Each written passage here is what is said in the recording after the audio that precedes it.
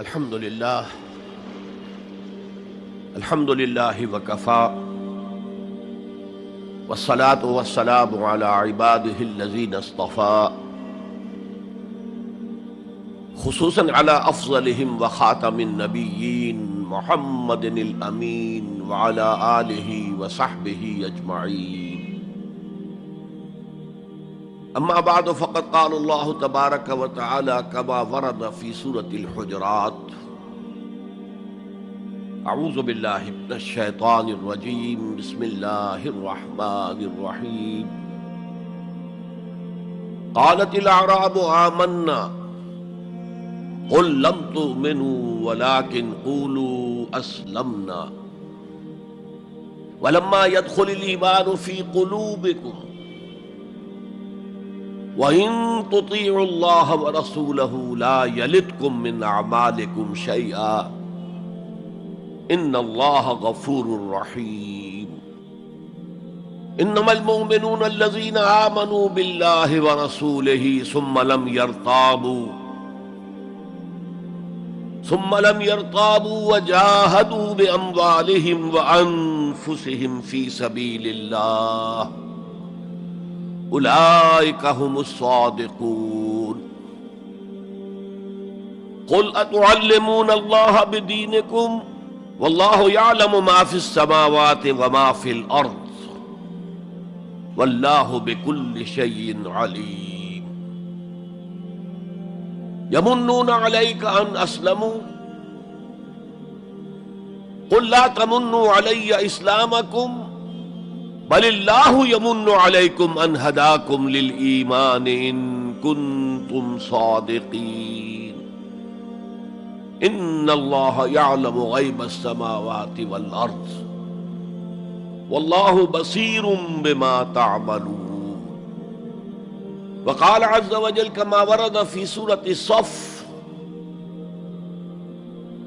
یا ایھا الذین آمنوا هل ادلکم علی تجارۃ تنجیکم من عذاب علیم تؤمنون باللہ ورسولہ وتجاہدون فی سبیل اللہ باموالکم وانفسکم ذالکم خیر لکم ان کنتم تعلمون. وقال عز وجل كما ورد في نفس السورة: ان اللہ یحب الذین یقاتلون فی سبیلہ صفا کأنہم بنیان مرصوص. صدق اللہ العظیم. وعن الحارث الاشعری رضی اللہ تعالی عنہ قال قال رسول اللہ صلی اللہ علیہ وسلم: انی آمرکم بخمس وفی روایت اللہ امرنی بہن بالجماعت والسمع والطاعت والہجرت والجہاد فی سبیل اللہ. رواہ امام احمد رحمہ اللہ. رب اشرح لی صدری ویسر لی امری واحلل عقدۃ من لسانی یفقہوا قولی. اللہم ربنا الہمنا رشدنا واعذنا من شرور انفسنا. اللہم ارنا الحق حقا وارزقنا اتباعہ وارنا الباطل باطلا وارزقنا اجتنابہ. اللہم نور قلوبنا بالایمان واشرح صدورنا للاسلام. اللہم وفقنا ان نجاہد فی سبیلک باموالنا وانفسنا. اللہم ارزقنا شہادۃ فی سبیلک. آمین یا رب العالمین. معزز حاضرین اور محترم خواتین، السلام علیکم ورحمۃ اللہ وبرکاتہ. ہمارا جو آج کا موضوع ہے وہ عنوان ہی سے نظر آ رہا ہے کہ طوالت طلب ہے.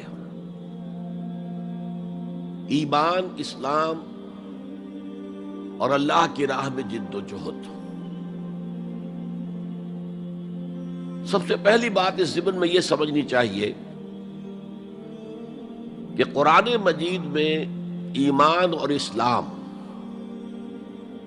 اور مومن اور مسلم تقریباً ہم معنی اور مترادف الفاظ کے طور پر استعمال ہوئے، اگرچہ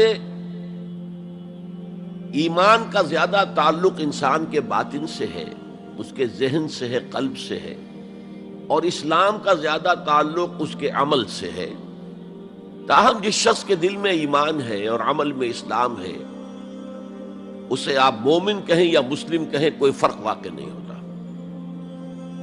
Call the rose by any name, it will smell as sweet۔ لیکن یہ کہ اگر دو اصطلاحیں ہیں قرآن کی اور ہمارے دین کی، تو لازماً ان میں کوئی فرق ہے، اور یہ جو آج ہم جس کا مطالعہ کر رہے ہیں، یہ مقام قرآن حکیم کا اہم ترین مقام ہے اس خاص مضمون کے اعتبار سے۔ یہ وضاحت میں نے اس لیے کر دی کہ خاص مضمون کے اعتبار سے کہ قرآن کا کوئی ایک لفظ بھی غیر اہم نہیں ہے،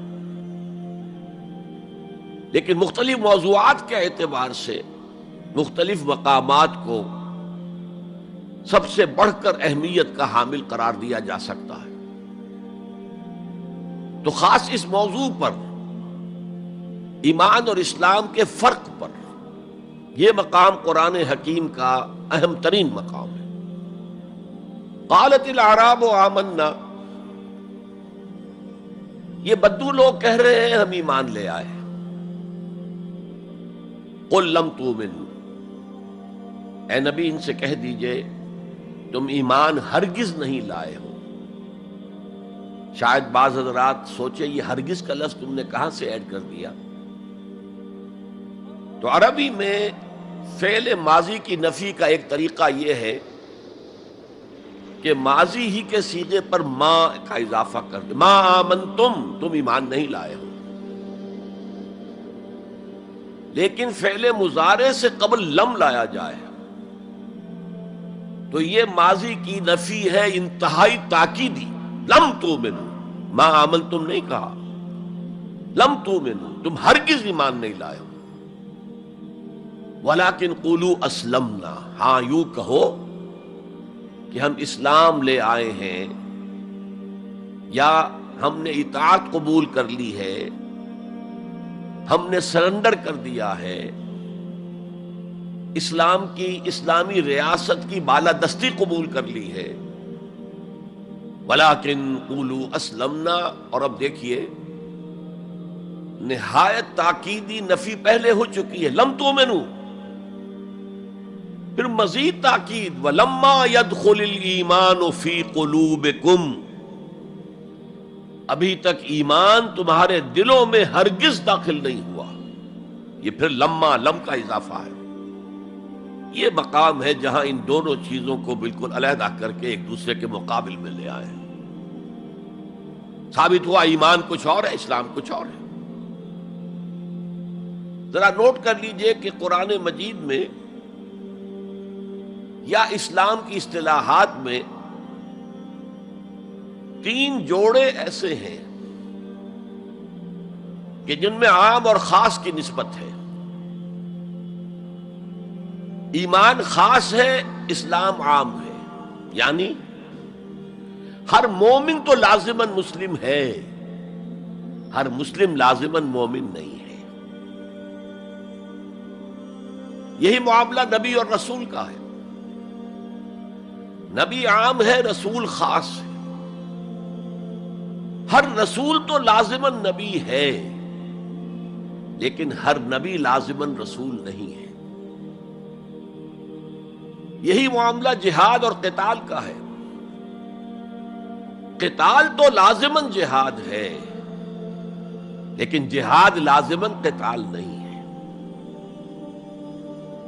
ان اصطلاحات کے بارے میں بہت خوبصورت بات کہی ہے مفسرین نے،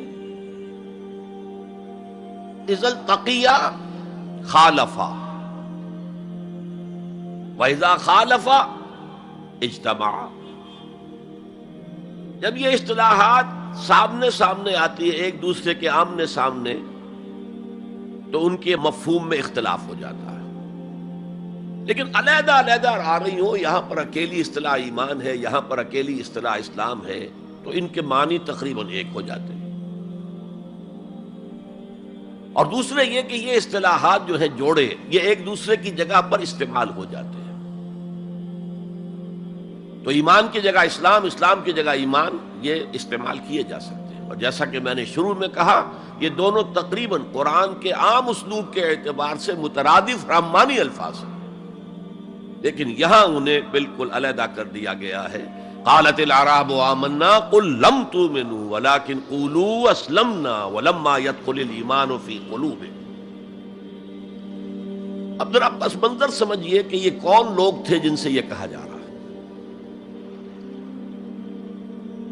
دیکھیے، آپ کو معلوم ہے کہ ابتدا میں جب کہ حضور ابھی مکہ میں تشریف فرما تھے، تو جس شخص کے دل میں ایمان یقین کے درجے میں آ جاتا تھا، صرف وہی کہتا تھا اشہد ان لا الہ الا اللہ واشہد ان محمد رسول اللہ۔ گویا کہ ایمان پہلے آتا تھا، اسلام بعد میں آتا تھا، اس لیے کہ انہیں معلوم تھا کہ اسلام کے اعلان کا مطلب کیا ہوگا۔ گویا کہ اپنے معاشرے کو میں چیلنج کر رہا ہوں، اپنے خاندان سے ہی نہیں، اہل و عیال سے بھی کٹ جانے کے لیے تیار ہوں۔ جو شخص اس حد تک یقین کا حامل ہو جاتا تھا، وہ پھر اسلام کا اعلان کرتا تھا۔ لیکن رفتہ رفتہ صورت بدلی، خاص طور پر ہجرت کے فوراً بعد۔ آپ کو معلوم ہے کہ وہاں اللہ تعالیٰ نے ایسے حالات اور اسباب پیدا کر دیے کہ جو دو قبیلے وہاں پر اصل عرب قبیلے آباد تھے، اوس اور خزرج، ان دونوں کے تمام اکابر ایمان لے آئے۔ اور قبائلی زندگی کا معاملہ آپ کو معلوم ہے کہ اگر سرداروں نے ایمان قبول کر لیا تو پھر دونوں قبیلوں نے ایمان قبول کر لیا۔ لیکن یہاں کیفیت اب وہ نہیں تھی۔ یقیناً بہت سے لوگ ان میں وہ تھے جنہوں نے دل کے ساتھ ایمان قبول کیا تھا، اس کے فیس ویلیو پر تسلیم کیا تھا، لیکن بہت سے لوگ وہ بھی تھے کہ جو یہ دیکھ کر کہ اب پورا قبیلہ اسلام لا رہا، چلو ہم بھی شامل ہو جائیں۔ یہ صورت تبدیل ہونی شروع ہو گئی، یعنی ان کے حد تک اسلام پہلے آ گیا، پھر رفتہ رفتہ حضور کی معیت میں رہے، حضور کی صحبت حاصل رہی اور اس سے استفادہ کیا تو ایمان بھی پیدا ہوتا چلا گیا۔ اب یہاں اسلام پہلے آیا، ایمان بعد میں آیا۔ یہی کیفیت ہماری ہے آج۔ ہم مسلمان تو پیدائشی طور پر ہیں، مسلمان والدین کے گھر میں پیدا ہوئے، الا یہ کہ کوئی اور کسی دوسرے مذہب سے تعلق رکھنے والا ایمان قبول کرتا ہے، اسلام قبول کرتا ہے، تو اسے بھی اپنے خاندان سے کٹنا پڑتا ہے، اسے اسی طرح کے حالات سے، چاہے وہ مار پیٹ اور وہ پرسیکیوشن اور وہ تشدد اور وہ ٹارچر نہ ہو جو ہو رہا تھا مکہ مکرمہ میں، لیکن بہرحال کافی کچھ قیمت انسان کو ادا کرنی پڑتی ہے اپنے اسلام کے قبول کرنے کی۔ لیکن ہماری 99,999 فی لاکھ جو اکثریت ہے وہ تو انہی پر مشتمل ہے جو آباء و اجداد کی وجہ سے due to accident of birth مسلمان ہیں۔ تو اسلام تو پیدائشی طور پر مل گیا، پیدا ہوتے ہی داہنے کان میں اذان پڑھی گئی، بائیں میں اقامت کہی گئی۔ بڑا عجیب سا نکتہ ہے، ایک صاحب نے جب بیان کیا تو میں واقعی چونک گیا۔ انسان کی پیدائش کے وقت اذان دی گئی اور اقامت کہی گئی، نماز کوئی نہیں، اور اس کے انتقال کے وقت نماز پڑھی گئی بغیر کسی اذان کے، بغیر کسی اقامت کے۔ گویا کہ اس نماز کی اذان اور اقامت پیدائش کے وقت ہے جو نماز جنازہ کی شکل میں اس کی موت کے وقت پڑھی جا رہی ہے۔ اور یوں کہا جا سکتا ہے کہ ہماری یہ دنیاوی زندگی بس اتنے ہی وقفے کا نام ہے جتنی کہ اذان اور اقامت اور نماز کے درمیان ہوتی ہے۔ بہرحال یہ جو صورتحال کی تبدیلی ہوئی، جس کو میں نے کہا کہ ہمارے ہاں یہ دوسری تبدیلی 100% موجود ہے، یہ تبدیلی اپنے کلائمیکس کو پہنچ گئی جب حضور کو اللہ تعالیٰ نے اتنی کامیابی عطا کی کہ مکہ بھی فتح ہو گیا، تو اگرچہ عرب میں کوئی فارمل گورنمنٹ نہیں تھی، کوئی حکومت فارمل وہاں قائم نہیں تھی، لیکن قریش کا مقام پورے عرب میں ایسے ہی تھا جیسے کہ کسی ملک کا صدر مقام ہوتا ہے۔ مذہبی مرکز وہی تھا، خانہ کعبہ وہاں تھا، تمام قبیلوں کے بت وہاں رکھے ہوئے تھے، قریش اس کے متولی تھے، لہذا قریش کو امتیازی حیثیت حاصل ہو گئی، اور اس کا سب سے بڑا معاشی فائدہ جو انہیں ہوا تھا وہ یہ تھا کہ جبکہ دوسرے کسی قبیلے کا کوئی تجارتی قافلہ بچ کر نہیں جا سکتا تھا، اس پہ لوٹ مار،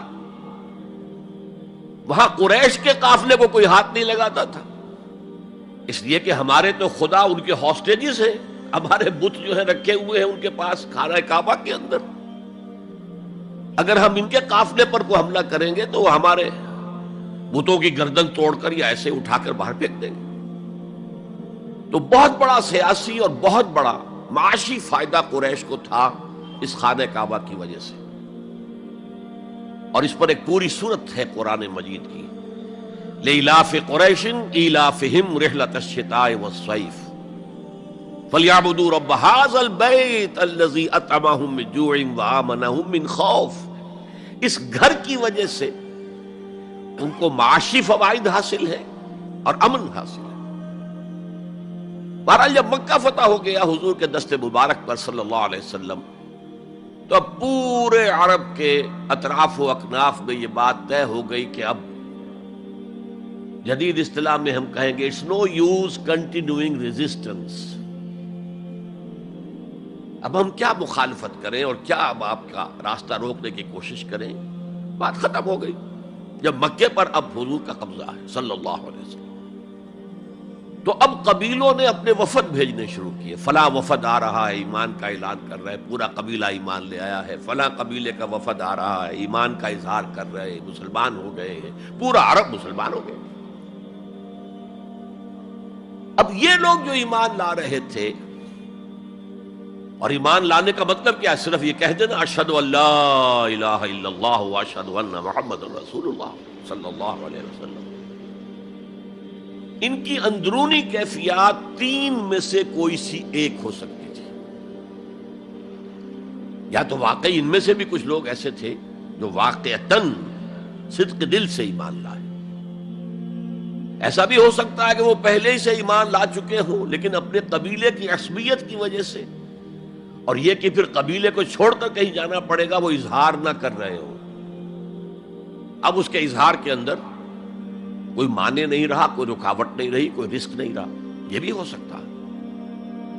تو ایک ممکن کیفیت تو یہ تھی کہ وہ ایمان لائے ہو حقیقتاً صدق قلب سے، اور ایک ممکن صورت یہ تھی، اور یہ ہر انقلابی عمل میں ہوتا ہے، کہ مخالف انقلاب قوتیں جب یہ سمجھتی ہیں کہ اب ہمارا بس نہیں چلے گا، اب ہم انقلاب کا راستہ نہیں روک سکتے، تو بظاہر سرنڈر کر دیتے ہیں، لیکن دلوں میں ایک ارادہ ہوتا ہے دیکھیں گے کوئی موقع ملا، وہ حالات بدلے تو پھر ان سے نبٹ لیں گے۔ اگر کسی نے اس نیت سے اسلام کا اظہار کیا تو وہ گویا کہ منافق تھا، لیکن بہت سے لوگوں کی کیفیت ہو سکتی ہے نظری اعتبار سے کہ نہ مثبت طور پر ایمان ہے نہ منفی طور پر نفاق ہے، کوئی دھوکہ دینے کا ارادہ بھی نہیں ہے، کوئی صرف ٹائم گین کرنے کے لیے اسلام کا اظہار نہیں کیا ہے، تو گویا کہ یہ پازیٹو ویلیو ایمان کی +1 +2 +3 +4 ایمان کے درجے ہیں، ایک عام آدمی کا ایمان ہے، ایک ابو بکر صدیق کا ایمان ہے، زمین و آسمان کا فرق ہے۔ خود صحابہ میں یہ درجہ بندی تھی، اور ہم تو اپنے ایمان سے کیا نسبت اور کیا تناسب قائم کریں گے صحابہ کے ایمان کے ساتھ، بالخصوص ابو بکر صدیق جیسے صدیق اکبر کے ایمان کے ساتھ رضی اللہ تعالی عنہ۔ اسی طرح -1 -2 -3 -4 یہ منافقت کے درجے ہیں.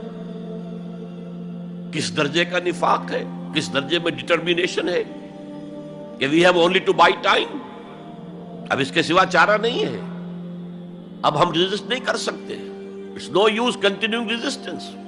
سر جھکا لو and wait for some occasion, opportunity, کہ پھر کھڑے ہو اور اس انقلاب کو انڈو کر دیں، ختم کر دیں. کاؤنٹر ریولوشنری موومنٹ جیسے کہ بالفعل ہوئی. جھوٹے نبی کھڑے ہو گئے اور ایک مرحلہ تو ایسا آیا کہ معلوم ہوتا تھا کہ پورا عرب مرتد ہو گیا. جیسے وہ شکل تھی اذا جاء نصر اللہ والفتح ورأیت الناس يدخلون فی دین اللہ افواجا، اس کے بالکل برعکس پوزیشن ہو گئی یخرجون من دین اللہ افواجا. اسلام جو ہے وہ صرف چند شہر جو ہیں حجاز کے ان تک محدود رہ گیا. ابن تیمیہ رحمۃ اللہ علیہ نے ایک عنوان قائم کیا ہے، اثبات الاسلام بغیر الایمان. اسلام کا اثبات، تسلیم کر لینا اسلام کو بغیر ایمان کے. اس آیت کے حوالے سے قالت الاعراب آمنا قل لم تؤمنوا ولكن قولوا اسلمنا ولما يدخل الايمان في قلوبكم.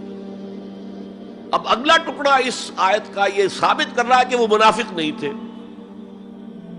وَإِن تُطِيعُوا اللَّهَ وَرَسُولَهُ لَا يَلِدْكُم مِّنْ أَعْمَالِكُمْ شَيْئًا. اگر تم اللہ اور اس کے رسول کی اطاعت کرتے رہو، اس لیے کہ اسلام کے معنی یہ تو ہے، یہ تو لازماً کرنا ہوگا. وہ دور جو ہے آج کی طرح تو نہیں تھا کہ نماز نہ پڑھو تب بھی مسلمان، پڑھو تب بھی مسلمان، کروڑ پتی ہونے کے باوجود حج نہ کرو تب بھی مسلمان. تو یہ بات تو نہیں تھی اس وقت. تو یہ کہ اطاعت تو کرنی پڑتی تھی، اس لیے کہ اطاعت تو ظاہر ہو جاتی ہے، کوئی کر رہا ہے کون نہیں کر رہا ہے. ایک چھوٹی سی بستی مدینے کی، ان میں کون نماز پڑھ رہا ہے کون نہیں پڑھ رہا صاف واضح ہوتا تھا. لہذا منافقین کو بھی آ کر نماز پڑھنی پڑتی تھی، بلکہ جو رئیس المنافقین تھا وہ ہمیشہ پہلی صف میں ہوتا تھا. اور جب حضور صلی اللہ علیہ وسلم خطبہ دینے کے لیے کھڑے ہوتے تھے تو پہلے وہ کھڑا ہوتا تھا اور کہتا، لوگوں دیکھو ان کی بات توجہ سے سنو، یہ اللہ کے رسول ہے. وہ اپنی اہمیت جتانے کی خاطر، اس لیے کہ یہ جو اوس اور خزرج کے 2 قبیلے تھے، ان میں اوس کا قبیلہ چھوٹا تھا، خزرج کا بڑا تھا، اور اس کا سردار یہ تھا سب سے بڑا. اور اس کے لیے طے ہو چکا تھا، مدینے والے اس ضرورت کو محسوس کر رہے تھے کہ یہاں 5 قبیلے آباد ہیں، اور 2 تو قدیم عرب کے ہیں جو یمن سے آ کر آباد ہوئے، اوس اور خزرج، اور 3 عرب سے باہر سے آئے ہوئے ہیں یہودی قبائل، بنو قینقاع، بنو نذیر یا نزیر اور بنو قریظہ. اب 5 قبیلوں کا ایک شہر ہے. ہر قبیلے کا نظام تو اپنی جگہ مستحکم ہے، اس کا ایک سردار ہے اور اس کی بات قبیلے والوں کو ماننی ہے. لیکن ان 5 کے درمیان معاملات جو ہیں، کوئی آربیٹریٹر ہونا چاہیے، کوئی ایک ایسا ہونا چاہیے شخص کہ جس کی بات وہ 5 سنیں اور مانے. اس لیے انہیں بادشاہ کی ضرورت محسوس ہوئی کہ کسی کو ہم اپنا بادشاہ بنا لیں. اور قرۂ فال بنام من دیوانہ زدند عبداللہ ابن ابی، اس کے بارے میں طے ہو گیا یہ ہمارا بادشاہ ہوگا. اس کے لیے تاج تیار ہو گیا سونے کا. تاج پوشی باقی تھی کہ حضور تشریف لے آئے بے تاج بادشاہ کی حیثیت سے. اس کے سارے خواب بکھر گئے. لہذا منافق اول بھی وہ اور رئیس المنافقین بھی وہ.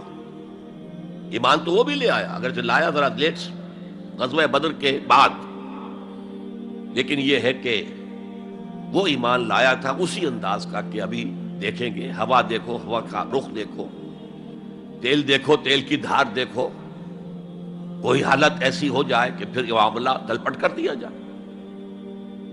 تو یہاں کہا جا رہا ہے وَإِن تُطِيعُوا اللَّهَ وَرَسُولَهُ لَا يَلِدْكُم مِّنْ أَعْمَالِكُمْ شَيْئًا، جبکہ منافق کا کوئی عمل بھی قبول نہیں.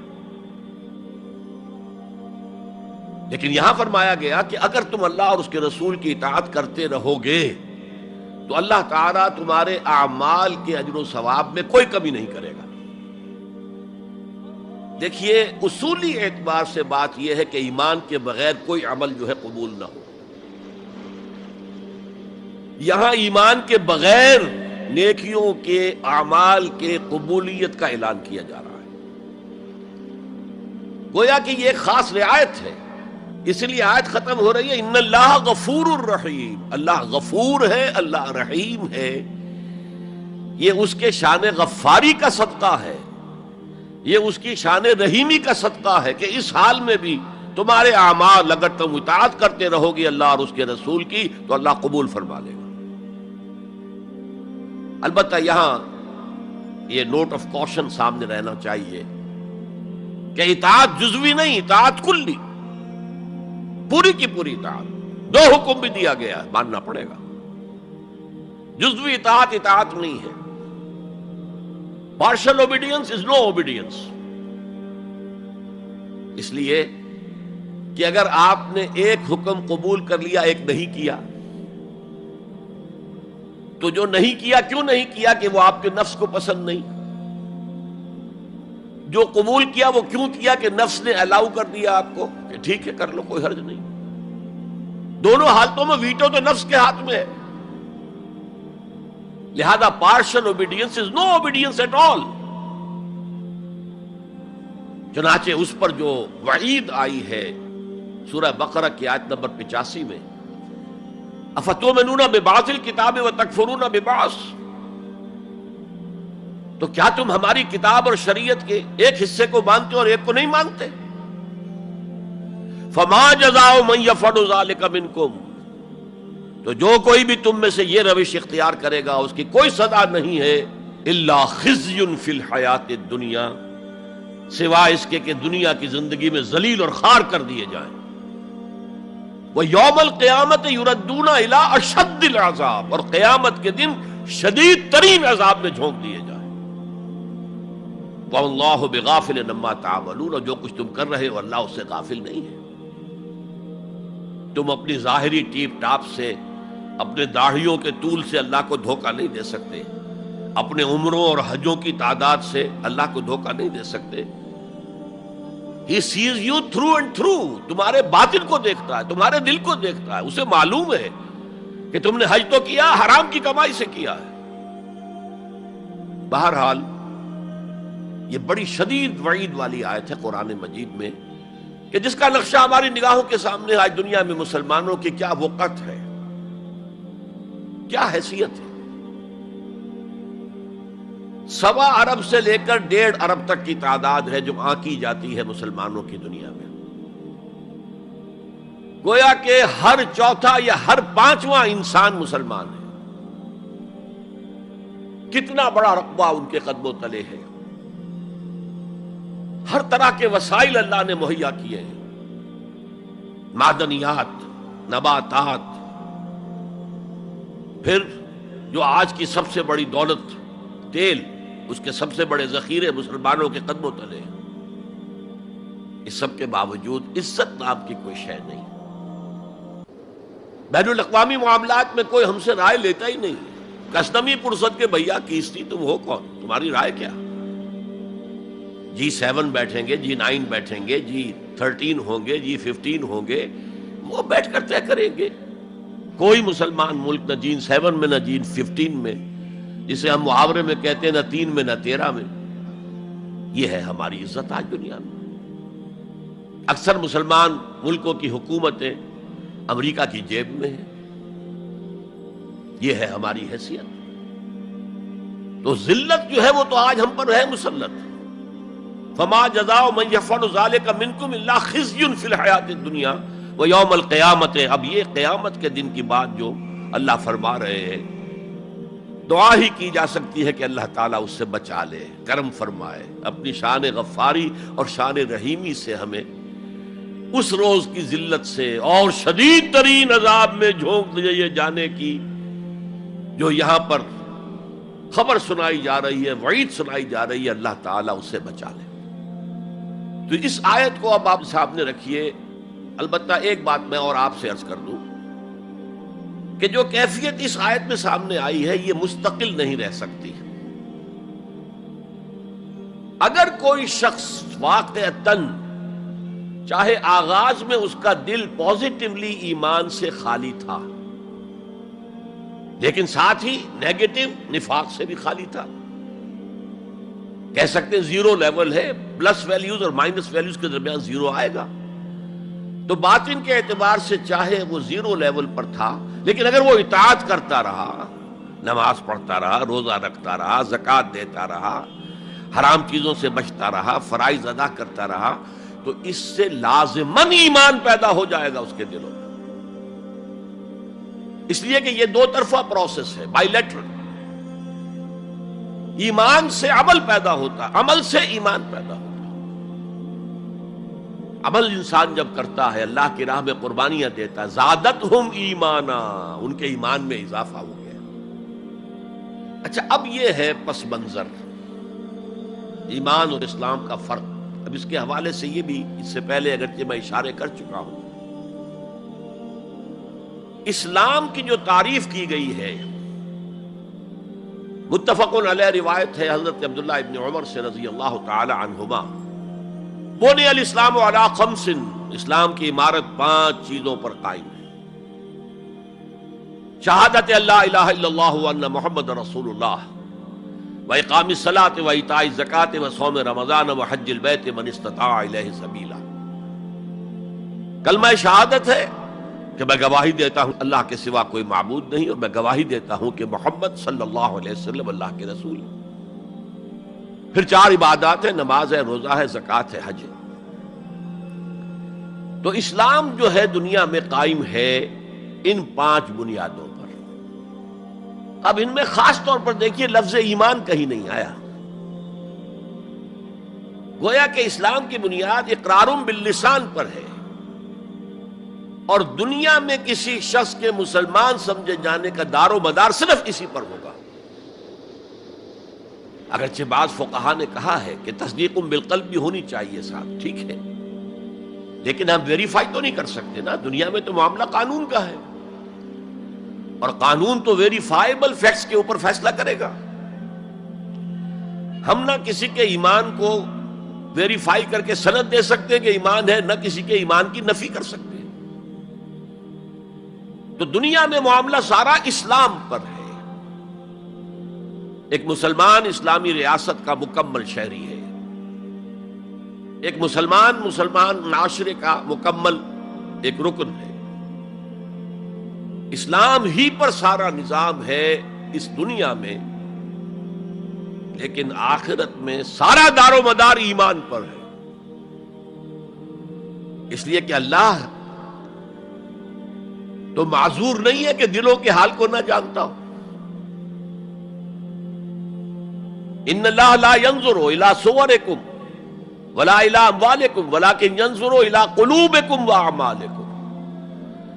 اللہ تعالیٰ نہ تمہاری صورتوں کو دیکھتا ہے، نہ تمہارے مالوں کو دیکھتا ہے، بلکہ وہ تو دیکھتا ہے تمہارے دلوں کو اور تمہارے اعمال کو. امام بخاری رحمت اللہ علیہ کا موقف کہ ایمان میں عمل بھی شامل ہے انٹیگرل پارٹ کی حیثیت سے، یہ حقیقی ایمان کے اعتبار سے 100% درست ہے. تو دل میں یقین ہوگا تو کیسے عمل اس کے خلاف ہو جائے گا. لیکن لیگل اور کانسٹیٹیوشنل لیول پر، جسے ہم اسلام کہیں گے، عمل علیحدہ ہے، ایمان علیحدہ ہے. اور ایمان حقیقی گھٹتا بھی ہے، بڑھتا بھی ہے. زادتہم ایمانا وما زادہم الا ایمانا وتسلیما، سورہ احزاب میں فرمایا کہ وہ جو 12,000 کا لشکر آ گیا تھا اور ایک شدید صورت پیدا ہو گئی تھی، اور محسوس ہوتا تھا perhaps this is the end، جیسے کہ ایک چراغ جل رہا ہے میدان میں رکھا ہوا اور جھکڑ چل رہا ہے بجھانے کے لیے. تو منافقین کا نفاق ان کی زبانوں پر آ گیا. ما وعدنا اللہ ورسولہ الا غرورا، ہم سے اللہ اور اس کے رسول نے جو وعدے کیے تھے وہ سب جھوٹے ثابت ہوئے. ہم سے کہا گیا تھا کیسر و کسریٰ کے خزانے تمہارے قدموں میں ہوں گے، اور آج کیا ہے، ہم رفع حاجت کے لیے باہر نہیں جا سکتے. تو منافقین کے اندر کا روگ جو تھا وہ ان کی زبانوں پر آ گیا.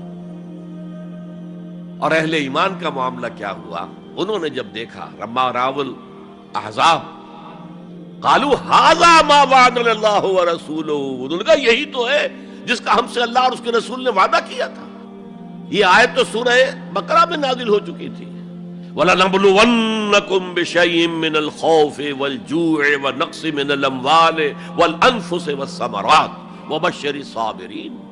ہم لازماً آزمائیں گے تمہیں، لازماً آزمائیں گے، خوف سے، بھوک سے، فقر و فاقے سے، جان اور مال اور ثمرات کے ضیاع سے اور زیاں سے۔ فصل تیار کھڑی ہے اور عین وقت آ گیا ہے جنگ کا، اور وقت پر فصل کھجور کی اتاری نہ گئی تو تباہ ہو جائے گی، لیکن نہیں، نکلنا ہے۔ یہی معاملہ تھا جو کہ تبوک کے موقع پر ہوا ہے۔ قحط کی کیفیت تھی اور اب فصل تیار تھی، اب ساری امیدیں اس فصل پر تھی، کھجور کی، لیکن ظاہر ہے کہ کھجور کی فصل اتارنا کوئی عام خواتین کا کام تو نہیں ہے، لیکن مردوں سے کہا جا رہا نکلو اللہ کی راہ میں، سب کے سب۔ پہلی مرتبہ لفیر عام تھی، ہر صاحب ایمان نکلے، تو ایک بہت بڑی آزمائش۔ تو جو راسخ الایمان تھے، صادق الایمان تھے، ان کا رد عمل سچویشن ایک ہی ہے۔ منافقین کہہ رہے ہیں ما وعدنا اللہ ورسولہ الا غرورا، ہمیں تو اللہ اور اس کے رسول نے سبز باغ دکھا کر بروا دیا، اور اہل ایمان کہہ رہے ھذا ما وعدنا اللہ ورسولہ وصدق اللہ ورسولہ وما زادہم الا ایمانا وتسلیما، اور ان میں نہیں کوئی شے بڑی مگر ایمان اور تسلیم کے۔ جبکہ وہ جو ایک کانسٹیٹیوشنل ایمان ہے وہ ایک جامد شے ہے، it's a legal status that you get as a Muslim, تو یہ اسٹیٹس نہ گھٹتا ہے نہ بڑھتا ہے۔ یہ نہیں ہو سکتا کہ ایک باپ کے اگر دو بیٹے ہیں اور ایک متقی ہے، زاہد ہے، عابد ہے، تہجد گزار ہے، دوسرا فاسق و فاجر ہے، تو وراثت میں اس تہجد گزار کو زیادہ حصہ ملے اور دوسرے کو جو ہے وہ کم ملے؟ نہیں، ایکول۔ المسلم کفر لکل مسلم، تمام مسلمان آپس میں جہاں تک ان کے لیگل اور پولیٹیکل حقوق کا تعلق ہے برابر۔ تو یہ فرق ہے ایمان اور اسلام میں۔ البتہ یہ میں آپ کو بتا چکا ہوں کہ یہ بھی ہو سکتا ہے کہ اسلام پہلے آئے، ایمان بعد میں آئے۔ ہم میں سے جب بھی اللہ تعالیٰ کسی کو نصیب فرما دے حقیقی ایمان، یقین والا ایمان، جیسے میں نے دعا کی اللہم نور قلوبنا بالایمان، اے اللہ ہمارے دلوں کو منور کر دے، روشن کر دے ایمان کے ساتھ، نور ایمان سے جگمگا اٹھے ہمارا دل، واشرح صدورنا للاسلام، اور ہمارے سینوں کو کھول دے اسلام کے لیے، اسلام کی ہر شے ہمیں حسین نظر آئے۔ حضور صلی اللہ علیہ وسلم کی حیات طیبہ کے آخری ایام میں یہ واقعہ پیش آیا کہ حضور مسجد نبوی میں تشریف فرمائے، مجمع موجود ہے، اچانک ایک شخص ظاہر ہوتا، شدید و بیاض ثیاب، شدید و سواد شعر، اس کا لباس انتہائی سفید صاف، کوئی اس پر دھبا نہیں، داغ نہیں، میل نہیں، بال انتہائی سیاہ چمکدار، گرد آلود نہیں، ولا یعرفہ احد منا، اور ہم میں سے اسے کوئی پہچانتا بھی نہیں تھا، کسی بھی ریت سے، خاک سے بالکل آلودہ ہوئے بغیر بال ہیں، تو شاید یہ مدینے کا رہنے والا ہو، تو مدینے والوں میں سے کوئی تو ہوتا کہ جو اس کو جانتا پہچانتا، کوئی نہ کوئی تو گریٹ کرتا اس کو مجمع میں، آؤ آؤ ادھر آ جاؤ، میرے پاس آ جاؤ، کوئی نہیں۔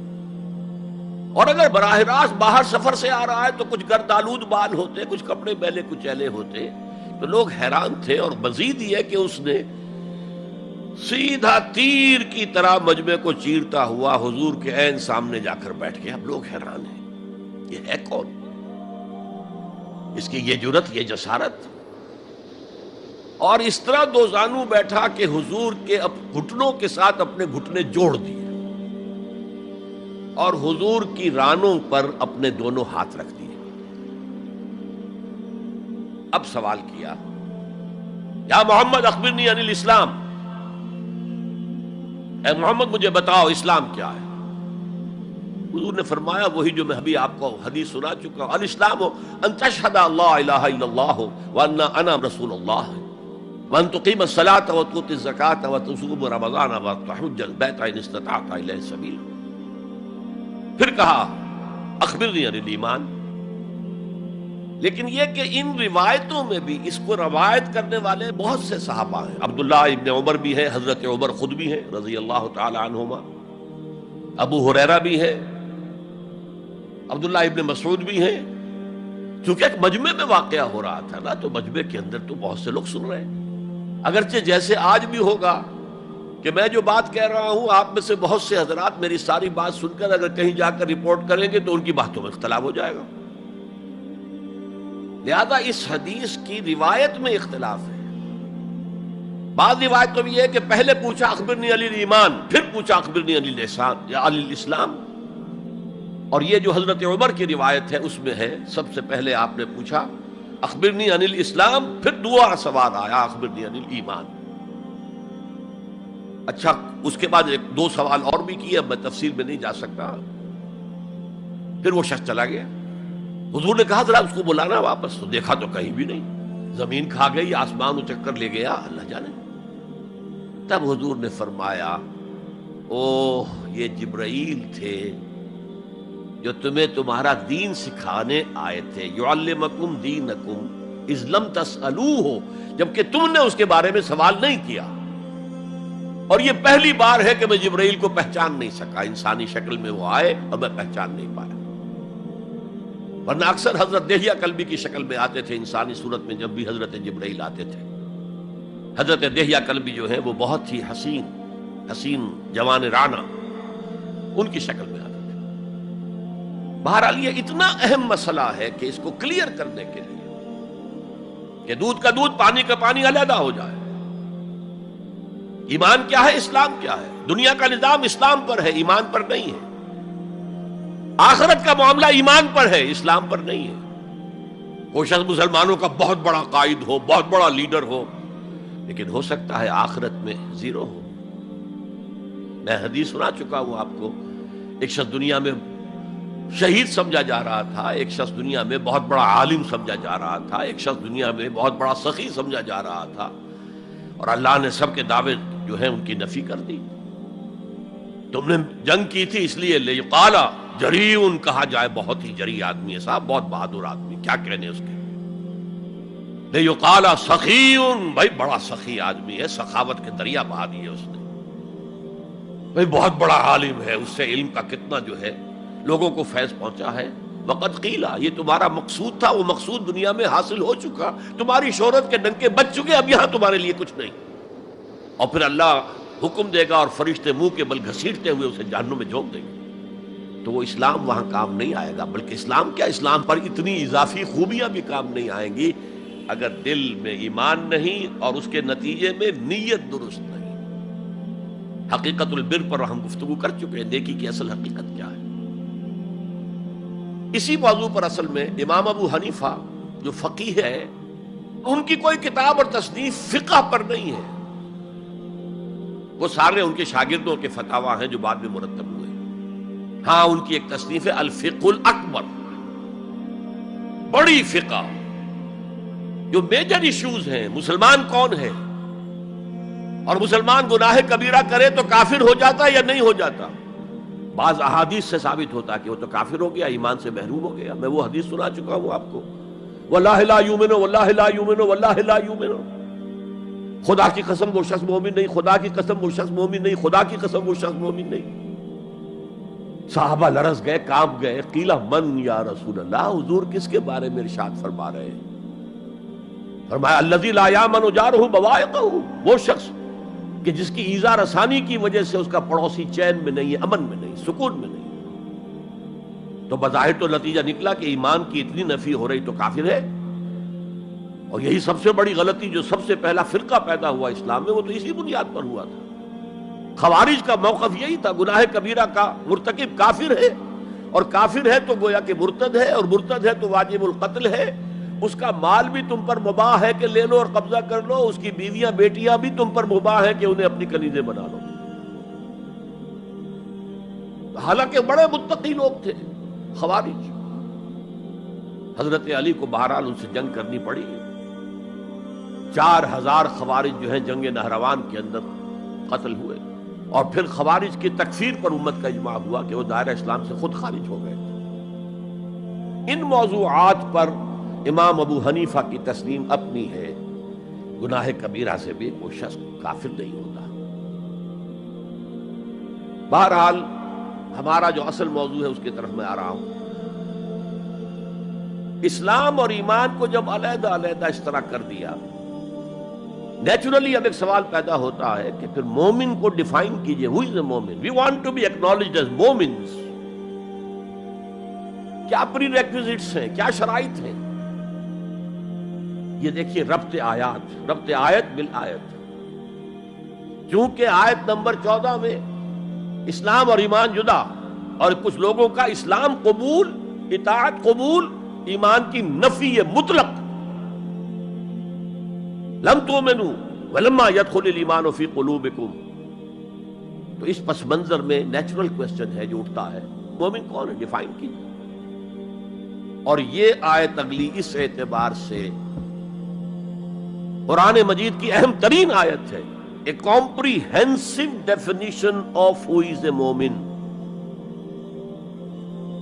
جس کو اصطلاح میں کہا جاتا ہے جامع و مانع تعریف. جامع اور مانع تعریف، کسی چیز کو ڈیفائن کریں اس طریقے سے کہ کوئی شے جو اس کے باہر ہے وہ اس میں داخل نہ ہو جائے، اور کوئی شے جو اس کا جز ہے باہر نہ رہ جائے. جامع بھی ہو، اس کے تمام اجزاء اس میں آ جائیں، اور مانع ہو کہ کوئی شے جو اس سے مناسبت نہ رکھتی ہو اس میں شامل نہ ہو سکے. جامع و مانع تعریف مومن کی وہ اس آیت میں، آیت نمبر 15.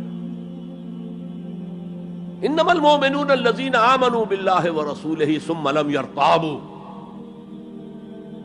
اب یہاں بھی وہ اسلوب حصر ہے انما، اور حصر کا مفہوم میں کئی دفعہ سمجھا چکا ہوں کہ آپ کہیں کہ زید عالم ہے، اس سے دوسروں کے علم کی نفی نہیں ہوئی، اور بھی ہو سکتے ہیں. زید ہی عالم ہے تو دوسروں کی نفی ہو گئی کہ اس مجمع میں صرف ایک عالم ہے اور وہ زید ہے، باقی کوئی عالم نہیں.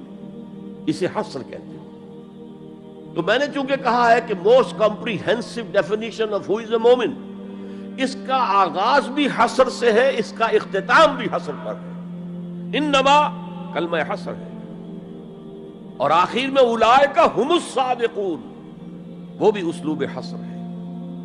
انما المؤمنون الذين آمنوا بالله ورسوله ثم لم يرتابوا. مومن تو صرف وہ ہے جو ایمان لائے اللہ پر اور اس کے رسول پر، پھر شک میں ہرگز نہیں پڑے. یہ پھر لم آ گیا، یہاں مرتابو نہیں آیا، لم یرتابو، ہرگز شک میں نہیں پڑے. یہ واحد مقام قرآن کا جہاں پر کہ یہ لفظ اضافی طور پر آیا ہے ایمان کے بعد. ثم لم یرتابو، یرتابو بنا ریب سے، شک. الف لام میم ذالک الکتاب لا ریب فیہ. ارتابا یرتابو، شک میں پڑ جانا. ثم لم یرتابو، پھر شک میں ہرگز نہیں پڑے. ان کا دل ایمان پر یقین کے ساتھ معمور ہو گیا. چنانچہ پازیٹیو انداز میں یہی شان بیان ہوئی ہے صحابہ کی اکثریت کی اسی سورہ حجرات میں. فرمایا گیا صحابہ کرام سے وَلَٰكِنَّ اللَّهَ حَبَّبَ إِلَيْكُمُ الْإِيمَانَ وَزَيَّنَهُ فِي قُلُوبِكُمْ. اللہ نے تو تمہارے نزدیک ایمان کو محبوب بنا دیا ہے اور تمہارے دلوں میں کھبا دیا ہے، مزین کر دیا تمہارے دلوں کو ایمان سے، منور کر دیا تمہارے دلوں کو ایمان سے.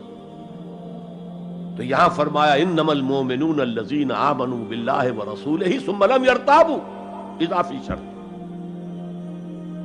وجاہدوا باموالہم وانفسہم فی سبیل اللہ، اور جہاد کیا انہوں نے اپنے مالوں کے ساتھ اور جانوں کے ساتھ اللہ کی راہ میں. یہ دوسری شرط لازم. گویا جہاد کے بغیر کوئی ایمان نہیں. یہ جامع و مانع تعریف ہے. اولئک ھم الصادقون، صرف یہ لوگ سچے ہیں.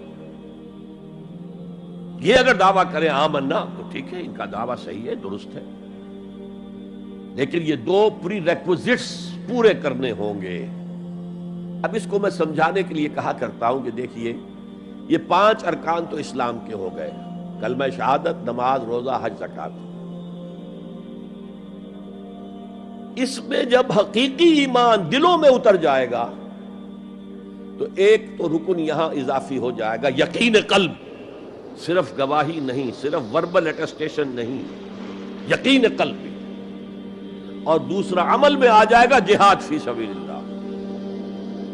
وہ پانچوں ارکان قائم رہیں گے. اسلام عام ہے، ایمان خاص ہے، تو اسلام کے 5 ارکان تو ہیں موجود، وہ تو شامل رہیں گے. اگرچہ ظاہر بات ہے جب دل میں یقین پیدا ہو جائے گا تو اب نماز کی شان کچھ اور ہوگی. ایک ہے چھدا اتارا جا رہا ہے، بس نماز ایک فقہی جو ہے وہ ہم نے ادا کر دی ہے، جس کو کہا گیا ہے کہ جیسے مرغا ٹھونگے مارتا ہے ایسے سجدے کیے ہیں اور گئے.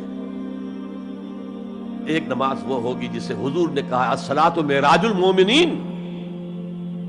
تو ایمان حقیقی کے ساتھ نماز کی شان کچھ اور ہوگی، اور ایک اس رسمی سے اسلام کے ساتھ نماز کی شان کچھ اور ہوگی. لیکن وہ 5 ارکان قائم رہیں گے، 2 کا اضافہ ہو جائے گا. شہادت کے بعد اس کے ساتھ یقین قلبی، اور ان 4 عبادات کے ساتھ جہاد فی سبیل اللہ.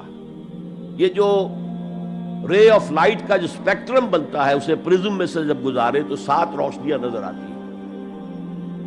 وہ تو نظر آتی ہیں، 2 اور بھی ہیں جو نظر نہیں آتی. Ultraviolet, infra red.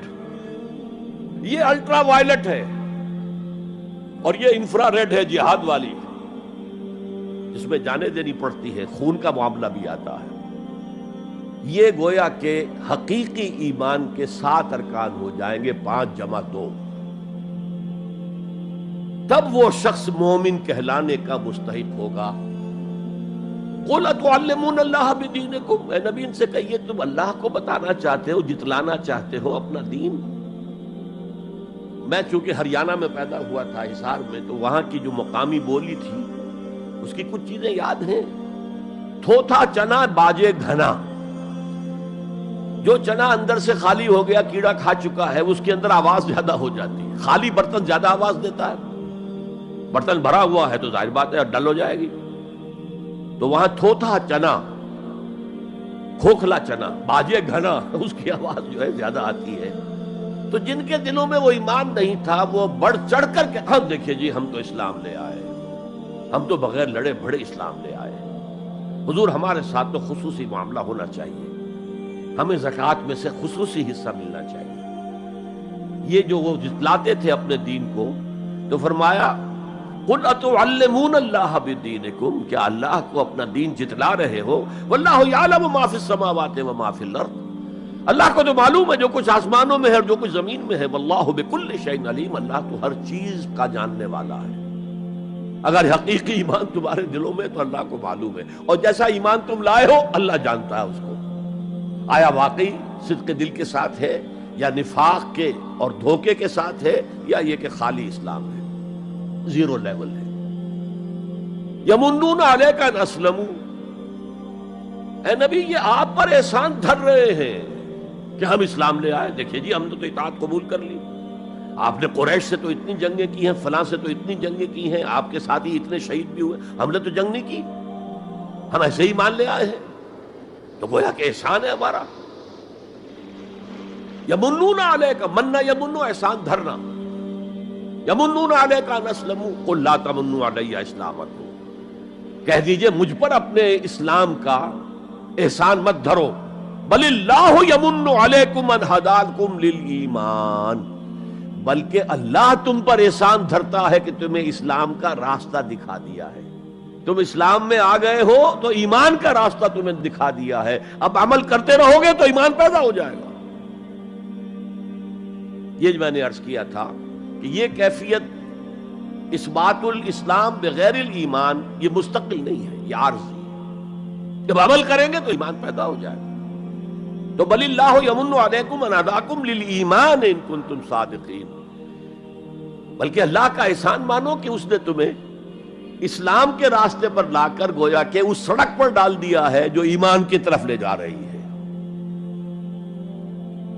اگر تم اسلام کے بارے میں بھی سچے ہو، یعنی وہ لوگ نکل جائیں گے جو دھوکہ دینے کے لیے ایمان لا رہے تھے. ان اللہ یعلم غیب السماوات والارض. یقیناً اللہ جانتا ہے ہر پوشیدہ چیز کو جو آسمانوں کی ہے اور زمین کی ہے. اور یہ غیب کا لفظ ہماری نسبت سے ہے، نوٹ کر لیجئے اسے. اللہ کے لیے کوئی غیب نہیں ہے، سرے سے کوئی غیب. ہر شے اس کے لیے شہود ہے، ہر شے ہر آن اس کی نگاہوں کے سامنے. کوئی شے اس کے لیے غیب نہیں. یہ ریلیٹو ٹرم ہے جو ہمارے لیے غیب ہے۔ واللہ بصیر بما تعملون، اور جو کچھ تم کر رہے ہو اللہ اسے دیکھ رہا ہے۔ اچھا، اب پھر پہلی دو آیات کی طرف آ جائیے۔ اسلام ایمان علیحدہ چیزیں ہیں۔ ایمان کی تعریف یقین قلبی دل میں، اور جہاد فی سبیل اللہ عمل میں۔ گویا کہ ان میں سے کوئی ایک چیز بھی نہیں ہے تو پھر مومن نہیں ہو تم۔ دل میں یقین نہیں تو مومن نہیں، عمل میں جہاد نہیں تو مومن نہیں۔ اب اسی کو دوسرے مقام سے جو میں نے آیات پڑھی تھی، سورہ صف کی آیت نمبر 10-11، یا ایھا الذین آمنوا هل ادلکم علی تجارۃ تنجیکم من عذاب علیم، اہل ایمان کیا میں تمہاری رہنمائی کروں اس تجارت کی جانب جو تمہیں جہنم کے عذاب سے بچا دے، نجات دے دے۔ سوالیہ انداز، یہ قرآن کا بھی انداز ہے، حضور کا بھی انداز تھا۔ پہلے سوال کیا جائے تاکہ اذہان سوچنے کی طرف آمادہ ہو جائے، تیار ہو جائیں کہ اب آگے کیا بات آ رہی ہے۔ حضور بھی سوال کیا کرتے تھے، اتدرون من المفلس، تم جانتے ہو مفلس کسے کہتے ہیں؟ اکثر و بیشتر صحابہ کا جواب ہوتا تھا اللہ و رسول عالم، اللہ اور اس کا رسول بہتر جانتے ہیں۔ پھر حضور دوبارہ پوچھتے تھے تو اپنی اپنی سمجھ کے مطابق جواب دیتے تھے۔ المفلس عندنا ما لا درہم لہ ولا دینارا، حضور ہم مصرف اسی کو سمجھتے ہیں جس کے پاس نہ درہم ہے نہ دینار ہے۔ فرمایا نہیں، میری امت کا مفلس وہ ہوگا جو قیامت میں حاضر ہوگا تو نمازوں کی بھی بہت بڑی گٹھری لے کر آئے گا، روزے بھی ہوں گے، عمرے بھی ہوں گے، حج بھی ہوں گے، نیکیوں کی بہت بڑی بڑی گانٹھیں ساتھ ہوں گی، لیکن حقوق العباد میں اس نے کوتاہی کی ہوگی۔ قد اکل مال ھذا، اس شخص کا مال ہڑپ کر لیا ہوگا غلط طریقے سے، بہنوں کا حصہ وراثت میں کھا لیا ہوگا، کسی پر تہمت لگائی ہوگی، کسی کی غیبت کی ہوگی، اور وہ سارے دعوے دار جمع ہو جائے، اللہ اس شخص نے میرے ساتھ یہ کیا، اللہ اس شخص نے میرے ساتھ یہ کیا، تو اس کی نیکیاں سب دے دی جائیں گی۔ اچھا بھائی، وہاں کوئی اور کرنسی تو ہے نہیں کہ اتنے ہزار جرمانہ یا اتنا لاکھ جرمانہ، اچھا تم اس کی نمازیں لے جاؤ، تم اس کے روزے لے جاؤ، تم اس کے حج اور عمرے لے جاؤ، خالی ہو گیا، اور دعوے دار اب بھی باقی ہیں، تو ان کے گناہ اب ان کے حساب میں پڑنے شروع ہوں گے، اور وہ ان کے گناہوں کے بوجھ تلے دب کر جہنم میں جھونک دیا جائے۔ یہ مفلس ہے، یہ انداز تھا، یہ قرآن کا بھی انداز ہے اور یہی حضور کا انداز تھا۔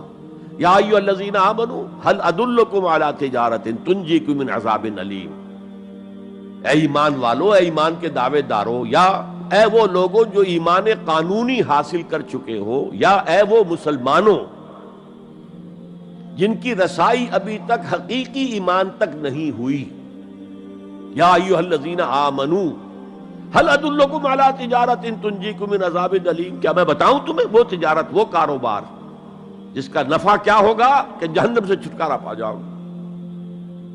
اب یہاں ایک منٹ رک کر توقف کر کے نظم کلام کے اعتبار سے ایک نتیجہ سامنے لے آئیے۔ اگر وہ تجارت نہیں کرو گے تو جہنم سے نجات کی امید یہ تمہاری وشفل تھنکنگ ہے،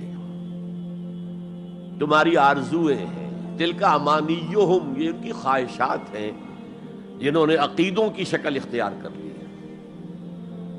یہ اللہ کا کلام ہے، یہ اس میں کوئی شے جو ہے محض شاعرانہ لفاظی کے لیے یا شاعرانہ مبالغے کے لیے تو نہیں ہے نا۔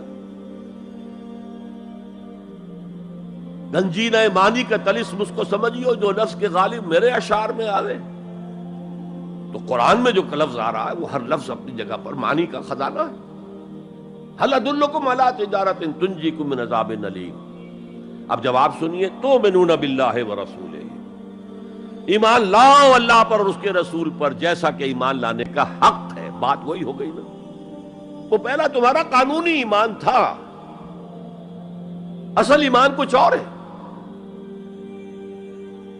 اسی کو سورہ نساء میں فرمایا یا ایھا الذین آمنوا آمنوا باللہ ورسولہ والکتاب الذی نزل علی رسولہ والکتاب الذی انزل من قبل، اے ایمان کے دعوے دارو ایمان لاؤ جیسا کہ ایمان لانے کا حق ہے، اللہ پر بھی اور اس کے رسول پر بھی، اور اس کتاب پر بھی جو اپنے رسول پر اس نے نازل فرمائی، اور اس کتاب پر بھی جو پہلے نازل کی تھی۔ تؤمنون باللہ ورسولہ وتجاہدون فی سبیل اللہ باموالکم وانفسکم، بالکل وہی آیت نمبر 15 بن گئی کہ نہیں سورہ حجرات کی؟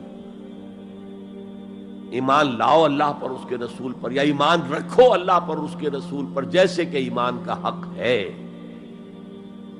اور جہاد کرو اللہ کی راہ میں اپنی جانوں اور مالوں کے ساتھ۔ تؤمنون باللہ ورسولہ وتجاہدون فی سبیل اللہ باموالکم وانفسکم ذالکم خیر لکم ان کنتم تعلمون، یہی تمہارے حق میں بہتر ہے اگر تم سمجھو۔ اگرچہ بظاہر تو گھاٹے کا سودا ہے دنیاوی اعتبار سے، اللہ کی راہ میں جہاد کرنا جان کا اندیشہ، قتال کے لیے نکلنا جان کا، جو اگر بچ کے آ گئے تو ایک نئی زندگی سمجھیے، ورنہ انسان میدان جنگ میں جاتا ہے تو جان ہتھیلی پر رکھ کر جاتا ہے۔ مال مانگا جا رہا ہے اللہ کی راہ میں، مال دے کر دنیا میں تو بہرحال دولت کی کمی کا احساس ہوتا ہے نا، اگرچہ تمہیں گھاٹے کا سودا نظر آتا ہے، حقیقت میں یہی نفع کا سودا ہے اگر تمہارے پاس علم حقیقی ہے۔ اب ان دو مقامات سے جو نتیجہ میں نے نکالا، there can be no ایمان without jihad فی سبیل اللہ، there can be no salvation on the day of judgment without jihad فی سبیل اللہ۔ کس قدر اہم ہے جہاد فی سبیل اللہ کو اب سمجھنا، اس کے تقاضوں کو جاننا، اس کی شرائط کا فہم حاصل کرنا۔ اس ضمن میں جو دنیا میں آج غلط فہمیاں پھیلی ہوئی ہیں اور زبردستی پھیلائی بھی جا رہی ہیں جان بوجھ کر، اس کا اصل سبب ہم خود ہیں۔ ہماری بہت بڑی غلطی ہوئی، بہت بڑی غلطی ہوئی، بہت بڑی غلطی ہوئی کہ ہم نے جہاد اور قتال کو ہم مانی قرار دے دیا۔ یہ بھی جوڑا وہی ہے، عام اور خاص، لیکن جہاد اور قتال یہ ہم مانی نہیں ہے، سینونیمس نہیں ہے۔ اسی لیے میں نے سورہ صفی کی آیت نمبر 4 بھی آپ کو سنائی۔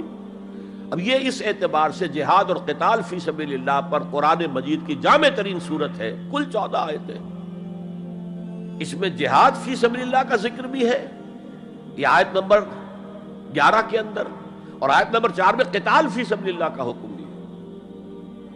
ان اللہ یحب الذین یقاتلون فی صفا کانہم بنیان مرصوص، اللہ کو محبوب تو وہ بندے ہیں اس کے جو اس کی راہ میں جنگ کرتے ہیں صفیں باندھ کر گویا کہ سیسا پلائی ہوئی دیوار ہے۔ قتال فی سبیل اللہ، جہاد فی سبیل اللہ، دو اصطلاحات ہیں، ان کا مفہوم بالکل ایک تو نہیں ہو سکتا۔ ہمارے ہاں ان دونوں کو مترادف قرار دے دیا، اس کے نتائج کیا نکلے؟ قتال ہر وقت تو ہوتا ہی نہیں، لہذا جہاد ثانوی شے ہو گیا، اس کی اہمیت ہی نہیں رہی ہے، وہ جو بیک برنر کی جگہ ہوتی ہے وہاں رکھ دیا گیا۔ بعض لوگوں نے ایک اور غلطی کی اس کے برعکس، جہاد کی اہمیت کے پیش نظر انہوں نے اسے ارکان اسلام میں داخل کر دیا۔ یہ بہت بڑی جسارت ہے، اس لیے کہ متفقون علیہ حدیث حضرت عبداللہ ابن عمر سے میں سنا چکا ہوں، 5 ارکان اسلام کے، اور حدیث جبرائیل میں اسلام کی ڈیفینیشن وہی 5 چیزیں، چھٹی چیز داخل کرنے کا کسی کو حق نہیں۔ ارکان اسلام میں جہاد فی سبیل اللہ شامل ہے، ارکان ایمان میں شامل ہے۔ There can be no ایمان without جہاد فی سبیل اللہ، and there can be no salvation، نجات کا کوئی امکان نہیں ہے اگر جہاد فی سبیل اللہ نہیں۔ ہم نے مترادف بنا کر ایک طرف تو سیکنڈری حیثیت دے دی اس کو، اور اس سے ستم بالائے ستم، مسلمان جنگ کرے وہ جہاد فی سبیل اللہ ہے، مسلمان بادشاہ ہے، زانی ہے، شرابی ہے، بدماش ہے، عیاش ہے، اور وہ صرف کسی اپنے پڑوسی غیر مسلم ملک پر حملہ کر رہا ہے تاکہ اس کی ریونیوز بڑھ جائیں، اس کی آمدنی بڑھ جائے، اس کی عیاشیوں کا میں اضافہ ہو جائے، وہ اور زیادہ بڑے محل بنائے، تو اس کی جنگ جہاد فی سبیل اللہ ہوگی۔ ہم نے بدنام کیا جہاد فی سبیل اللہ۔ اب غیر مسلم تو یہ سب کچھ دیکھتے ہیں، جہاد کسے کہتے ہیں، اسی کے اعتبار سے پھر مفہوم ان کے سامنے آتا۔ یہ مغالطہ ہم نے ڈالا، اس کے نتائج آج ہم بھگت رہے ہیں۔ اب سمجھیے مثبت طور پر جہاد فی سبیل اللہ ہے کیا، اس کے مراحل کیا ہیں۔ ایک 9 سٹوریڈ بلڈنگ کا آپ تصور کریں گے جس کی نویں منزل پر جا کر قتال آئے گا، اس سے پہلے نہیں. لیکن اس سے بھی پہلے لفظی معنی کیا ہے جہاد کے؟ جہاد کا لفظ بنا جوہد سے. جوہد کے معنی کوشش، جد و جہد اردو میں عام بولتے ہیں، اور آج کے عنوان میں بھی جد و جہد ہی کا لفظ استعمال ہوا ہے. لیکن جیسا کہ میں نے کہا تھا، مختلف ابواب میں آنے سے معنی بدلتے ہیں. جہاد یا مجاہدہ، جوہد یک طرفہ ہے، کوشش، کسی کام کے لیے آپ کوشش کر رہے ہیں. To exert yourself for something, for some objective. لیکن جہاد یا مجاہدہ بنے گا جبکہ دو افراد ایک دوسرے کے مقابلے میں آ کر کوشش کر رہے ہیں، رسا کشی ہو رہی ہے. لہذا کوشش اور کشاکش، اس میں جو فرق ہے، رسا کشی، ایک ٹیم ادھر ہے ایک ادھر ہے، وہ رسے کو ادھر کھینچ رہی ہے وہ ادھر کھینچ رہی ہے، تو یہ دو طرفہ عمل ہے جہاد یا مجاہدہ. اسی طریقے سے قتل اور مقاتلہ یا قتال، کوئی شخص جا رہا تھا آپ نے شوٹ کر دیا، یہ قتل ہے، یک طرفہ عمل ہے.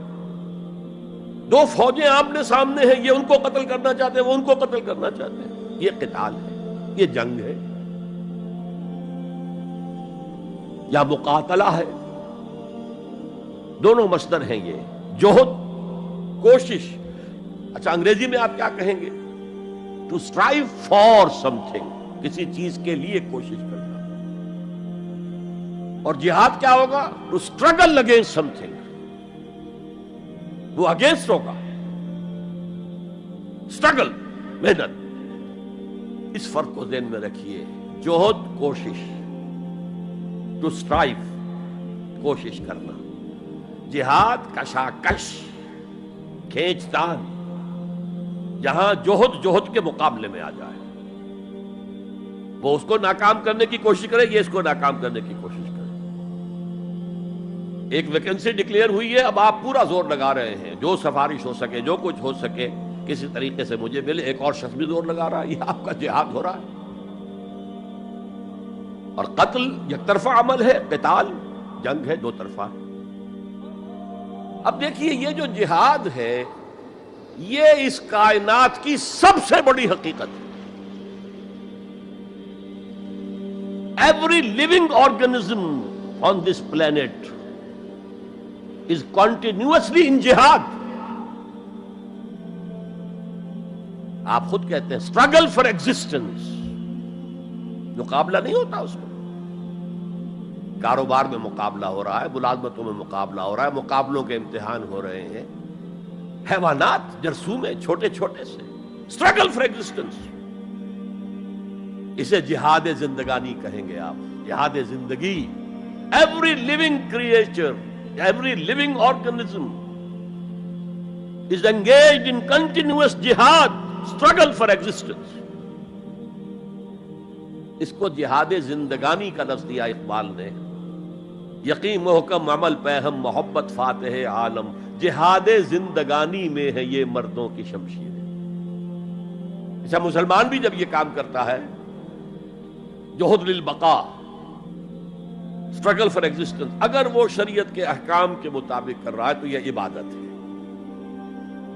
اگر حرام ذریعے استعمال کر رہا ہے، غلط ذریعے استعمال کر رہا ہے، دھوکہ دے رہا ہے، جھوٹی قسمیں کھا رہا ہے، تو یہ حرام کے درجے میں چلا گیا. اور اگر آپ اپنی اس جہد بقا کو، جہاد وجود کو، جہاد زندگانی کو اسلام کے اصولوں کے مطابق کر رہے ہیں، یہ عبادت ہے. حضور نے فرمایا القاسم و حبیب اللہ، جو شخص محنت کر کے کماتا ہے وہ اللہ کا ساتھی، اللہ کا دوست ہے، حبیب اللہ. اور سب سے بہترین کھانا بتایا وہ ہے رزق جو اپنے ہاتھ کی کمائی سے ہو، محنت مشقت. بہرحال یہ جہاد کا ایک آغاز ہے. میں نے کہا تھا یہ یونیورسل فینومینن ہے، یونیورسل، اس کائنات کی سب سے بڑی حقیقت یہی ہے. اس سے اوپر اٹھیے، انسانی سطح پر سب سے بڑا جہاد اپنے حقوق کا حصول، the freedom struggle. the struggle for self determination. کوئی قوم آ کر آپ پر حاکم ہو گئی، اس سے نجات حاصل کرنا، یہ جہاد فی سبیل الحریت. فی سبیل کسے کہتے ہیں؟ For the cause of, in the cause of. جہاد فی سبیل الحریت جائز ہے، سب کریں گے، سب کی آزادی حق ہے، کسی کو غلام بنا کر رکھنے کا کسی کو اختیار نہیں ہے. تو struggle for freedom it's a universal phenomenon. اور مسلمان بھی اگر کرے گا اور اللہ کی حدود کے اندر رہ کر کرے گا تو وہ بھی اللہ کے ہاں وہ اجر و ثواب کا مستحق ہوگا، بلکہ اگر جان دے دے گا شہید شمار ہوگا. اس لیے کہ حضور کی ایک حدیث ہے، من قتل دون مالہ فہو شہید. جو شخص اپنے مال کی حفاظت میں مارا گیا وہ بھی شہید ہے. اب آپ کہیں جا رہے تھے، آپ کے پاس کچھ مال ہے، جیب میں کچھ ہے، کوئی ڈاکو آ گئے آپ کو گھیر لیے. اب آپ کے پاس دو راستے، ایک تو آپ کہے لو بھائی جو کچھ ہے یہ حاضر ہے، لے لو، میری جان بخشی کرو، اور ایک یہ کہ آپ ڈٹ جائیں. اس ڈٹ جانے میں اگر جان چلی گئی تو آپ شہید ہیں. من قتل دون مالہ، تو مال سے تو 1000 گنا بڑی شے ہے حریت، فی سبیل الحریہ. لیکن ہم نے کیا غلطی کی؟ فریڈم سٹرگل کو بھی جہاد فی سبیل اللہ کہہ دیا. بہت بڑی غلطی، جس کا سب سے بڑا مثر میں آپ کو بتاتا ہوں. یہ mid 50s کی بات ہے. میں اپنے MBA سے فارغ ہو کر منٹگومری میں، جو اب سائیوال کہلاتا جا کر آباد ہو گیا تھا والدین کے پاس، الجزائر میں اس وقت فریڈم سٹرگل چل رہی تھی فرانس کے خلاف. تو اس کے لیے کچھ فنڈز حاصل کرنے کے لیے ایک وفد آیا پاکستان کے دورے پر. ایک تو کرنل صاحب تھے، کرنل عودہ، وہ تو داڑھی مونچھ صاف تھے جیسے ہوتے عام طور پر فوجی. لیکن ایک بہت بڑے عالم دین علامہ بشیر الابراہیمی الجزائری، بہت مشہور، بہت بڑے عالم، وہ بھی ساتھ تھے. انہوں نے جو تقریر کی عربی میں، جہاد فی سبیل اللہ، جہاد فی سبیل اللہ، واقعہ یہ کہ وجد میں آ گیا پورا مجمع. وہ لوگ تو وجد میں نہیں آ سکے ہوں گے جنہوں نے ترجمہ، جنہوں نے سنا ہے، لیکن میں عربی سے واقف تھا تو میں واقعتاً وجد میں آ گیا. قرآن کا بیان، حدیث کے بیان، جہاد فی سبیل اللہ کی اہمیت، جہاد فی سبیل اللہ کا مقام و مرتبہ. اچھا جو بھی ہو سکا پیسے ہم نے جمع کیے، کمیٹی بنائی، تھیلی پیش کی. Now prepare for the shock. جب یہ جہاد کامیاب ہوا تو ایک سوشلسٹ ریاست قائم ہو گئی. How come؟ اگر یہ جہاد فی سبیل اللہ تھا تو اسلامی ریاست قائم ہونی چاہیے تھی. اگر درخت آم کا تھا تو اس میں نمولی کیسے لگ گئی؟ معلوم ہوا کہ ہم نے غلطی کی تھی. ہم نے اسے جہاد حریت کی بجائے جہاد فی سبیل اللہ کہہ دیا. بھئی جہاد حریت جائز ہے اور اس کے لیے جان دینا بھی شہادت ہے، لیکن آپ نے اس کو جہاد فی سبیل اللہ کیسے کہہ دیا؟ چنانچہ یہ نوٹ کر لیجئے کہ میں نے جب افغانستان میں روسی فوجیں داخل ہو گئیں تو جو وہاں پر ایک سٹرگل شروع ہوئی ہے، ریزسٹنس شروع ہوئی ہے، میں نے اسے کبھی جہاد فی سبیل اللہ نہیں مانا. جہاد فی سبیل اللہ کا نعرہ لگوا کر امریکہ نے فائدہ اٹھایا، مرے افغان، اور کام بن گیا اس کا آرک رائیول جو ہے وہ ختم ہو گیا. اور نتیجہ پوری دنیا بھگت رہی ہے کہ بائی پولر کی بجائے یونی پولر دنیا ہو گئی. اور وہ جو ایک پول ہے جتنا طاقت کے نشے میں اس وقت چور چور ہے، وہ آپ کو معلوم ہے، مجھے تفصیل میں جانے کی ضرورت نہیں. میں نے کہا تھا جہاد حریت ہے، جائز ہے، to defend your country against an invader, لیکن اسے جہاد فی سبیل اللہ نہ کہیں. اچھا اس سے آگے آئیے، اب ہیومن لیول پر اس سے اوپر کا ایک کی سطح ہے، نظریے اور نظام کے لیے جہاد. ایک نظریہ تھا مارکسزم، اس کی بنا پر نظام جو بنا وہ communism. Who really believed in Marxism and communism, he struggled to establish a communist state. یہ جہاد ہے فی سبیل الاشتراکیہ، اشتراکیت کی راہ میں جہاد کر رہے ہیں. جانیں دے رہے ہیں، مر رہے ہیں، زار کی فوجیں جو ہیں وہ شوٹ کر رہی ہیں کھڑے ہو کر کے قطاروں کے اندر، جانیں دے رہے ہیں۔ اس کے بغیر تو ظاہر بات ہے شہنشاہیت، زار کی شہنشاہیت کہیں جگہ چھوڑ سکتی تھی، کہیں اپنی جڑ چھوڑ سکتی تھی؟ تو یہ جو جہاد ہے یہ ہے ایک نظریے کی بنیاد پر، اس نظریے پر ایک نظام قائم ہوتا ہے، جس نظریے میں وہ بلیو کرتے ہیں کہ یہی حق ہے، یہی انسان کے لیے بہتر ہے، اسی میں عدل ہے، اسی میں انصاف ہے، اس کو قائم کرنے کی جد و جہد کرنا ان پر فرض ہے۔ نہیں کرتے تو آپ کہیں گے ایسے جھوٹ موٹ کو بنا پھرتا ہے کمیونسٹ، اس کی تو ساری دوستیاں، اس کے سارے تعلقات جو ہیں وہ تو کیپٹلسٹ کے ساتھ ہیں، تو ان کے تنخواہیں لیتا۔ آپ کہتے ہیں کہ نہیں کہتے؟ یہ ہے جہاد، اگر وہ نظریہ ایمان ہے اور نظام اسلام ہے، اس کے لیے جو جہاد ہوگا وہ جہاد فی سبیل اللہ ہے۔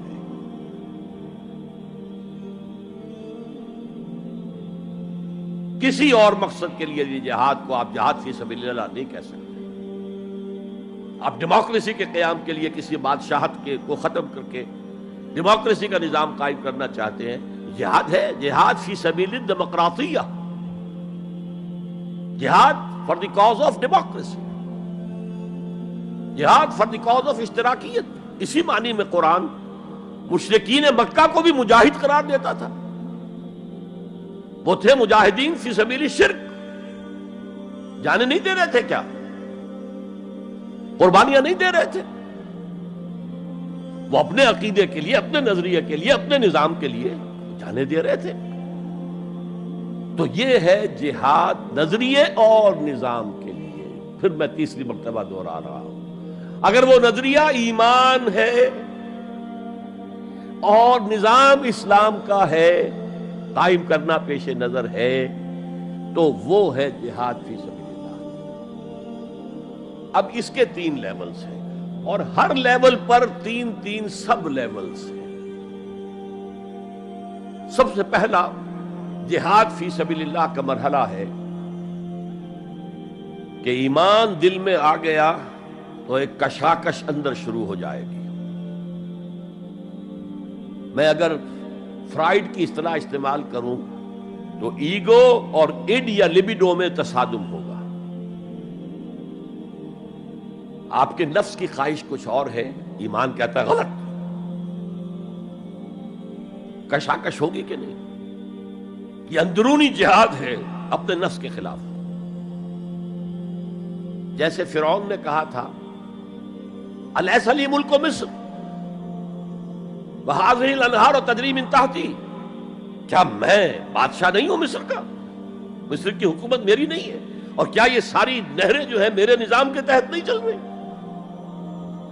اسی طرح برا نہ مانیے، ہمارا نفس کہتا ہے یہ جسم میرا ہے، میری ملکیت ہے، اٹس مائی ڈومین، میری خواہش پوری کرنی ہوگی۔ جیسے اس نے کہا میں نہیں جانتا کوئی خدا ہے میرے سوا اور میرے اوپر، میں نہیں مانتا۔ نفس بھی کہتا میں نہیں ماننے کو تیار، کیا حلال ہے کیا حرام ہے، کیا جائز ہے کیا ناجائز، میری خواہش پوری کرو۔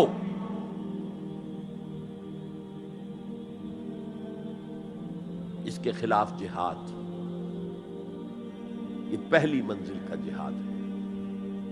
اور آپ کو معلوم ہے 3 منزلہ عمارت ہے، تو بلند ترین تو ہے تیسری منزل، اہم ترین ہے پہلی منزل۔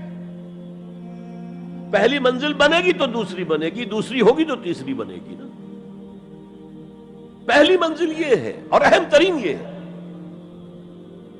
اسی لیے مولانا روم نے کہا نفس ما ہم کم ترس فرعون نیست، میرا نفس بھی فرعون سے کم نہیں ہے، لیکن ایراعون نیست، اس کے پاس لاؤ لشکر تھا، اس نے زبان سے بھی کہہ دیا تھا انا ربکم الاعلی، میں ہوں خدا۔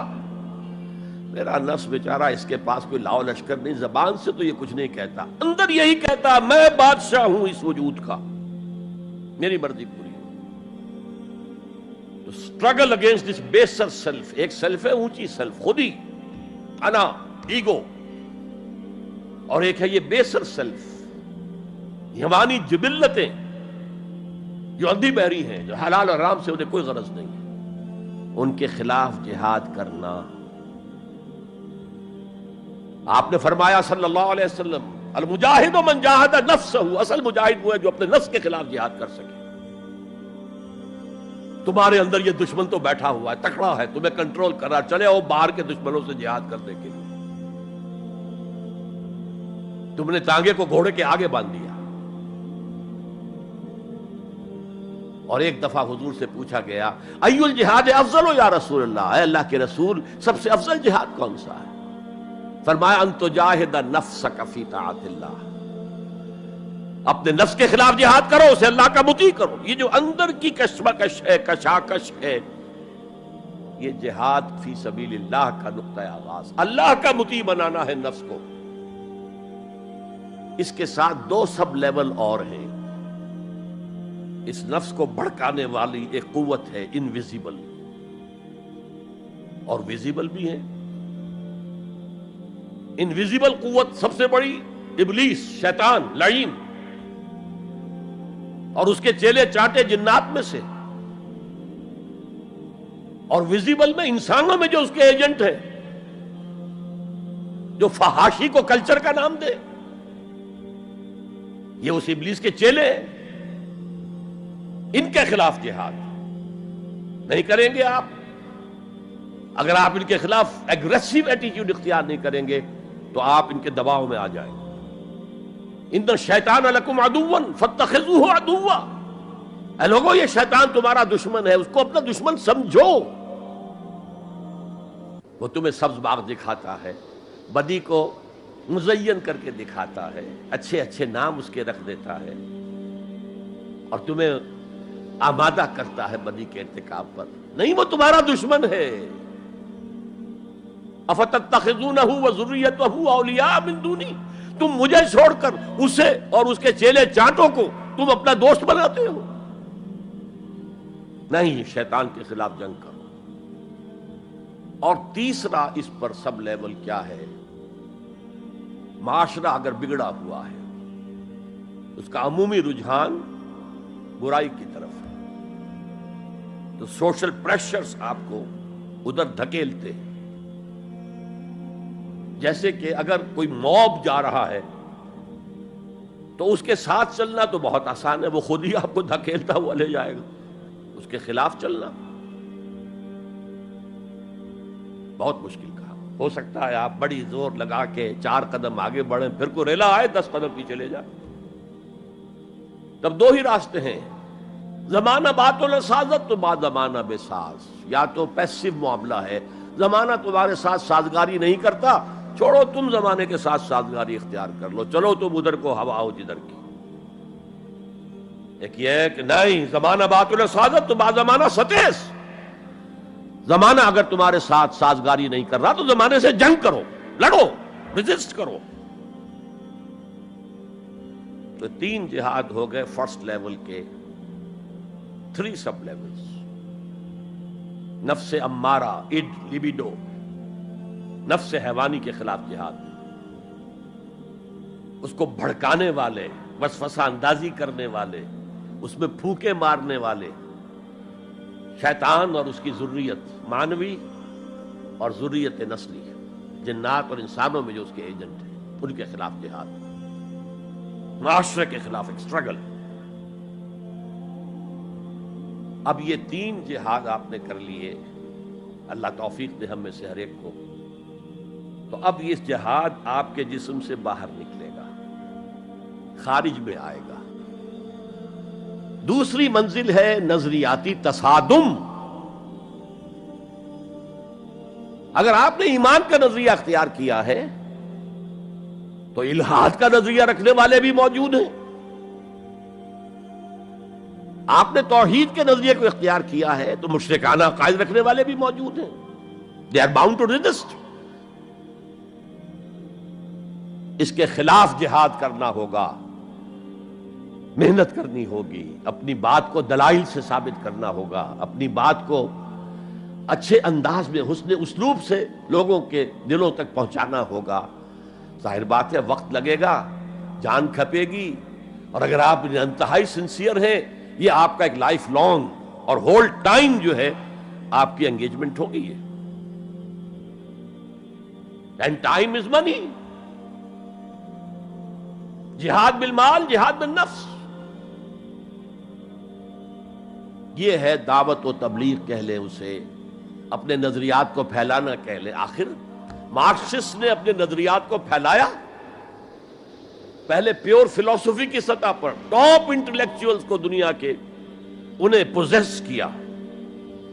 اس کے بعد ادب کے ذریعے سے، ڈراموں کے ذریعے سے، شاعری کے ذریعے سے، افسانوں کے ذریعے سے وہ فکر جو تھا، طبقاتی شعور، کلاس کانشسنس کا شعور پیدا کیا.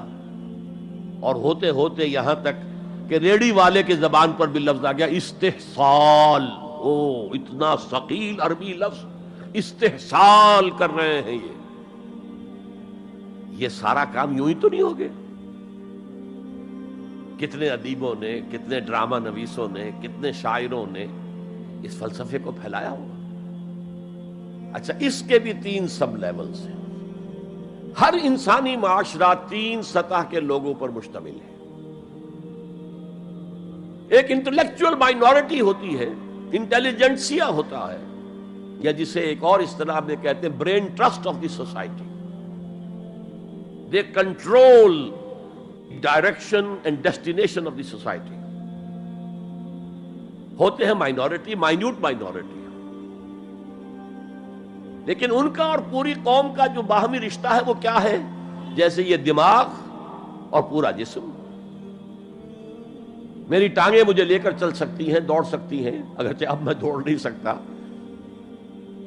گھٹنوں کے آپریشن کے بعد، لیکن بہرحال دوڑا بھی کرتا تھا. لیکن کدھر جانا ہے اس کا فیصلہ یہاں ہوتا ہے. یہ صلاحیت ٹانگوں میں نہیں ہے. ہاں، یہاں سے فیصلہ ہو دوڑو، دوڑیں گے. ہاتھ پکڑ سکتا ہے کسی چیز کو، کس کو پکڑے کس کو نہ پکڑے. ہو سکتا ہے کہ آپ نے ہاتھ بڑھا بھی دیا ہو، کسی کو لکڑی سوکھی سمجھ کر آپ جو ہے جنگل کے اندر سے ایندھن جمع کر رہے ہیں، اچانک آنکھ نے دیکھا وہ تو حرکت کر رہی ہے، فوراً اطلاع گئی، ارے یہ تو سانپ معلوم ہوتا ہے، یہاں سے حکم آیا ہاتھ کھینچ لو، فوراً کھینچ لیا. تو کنٹرول تو یہ کر رہا ہے نا. ماسز کسی معاشرے کی نہ ڈائریکشن معین کر سکتے ہیں، نہ اس کی ڈیسٹینیشن کا فیصلہ کر سکتے ہیں. یہ اس کا انٹیلیجنسیا ہے، یہ اس کا برین ٹرسٹ ہے، یہ اس کا انٹلیکچوئل ایلیٹ ہے. لہذا اس نظریاتی تصادم میں بھی پرائرٹی نمبر 1 وہ طبقہ ہے. اگر وہ آپ کے نظریات کے قائل نہیں ہوں گے، حامل نہیں ہوں گے، there can be no collective change in this society. افراد کچھ مل جائیں گے آپ کو، افراد کے اندر ہوتے ہیں جو قبول کر لیتے ہیں بس، لیکن معاشرہ ان کے کنٹرول میں. اور اس سطح کے لوگوں کو دعوت دینا، تبلیغ کرنا آسان کام نہیں. آپ کو دلیل سے بات کرنی ہوگی، آپ کو ان کے نظریات کا تجزیہ کرنا ہوگا، اس میں کتنا حصہ غلط ہے، کتنا صحیح ہے.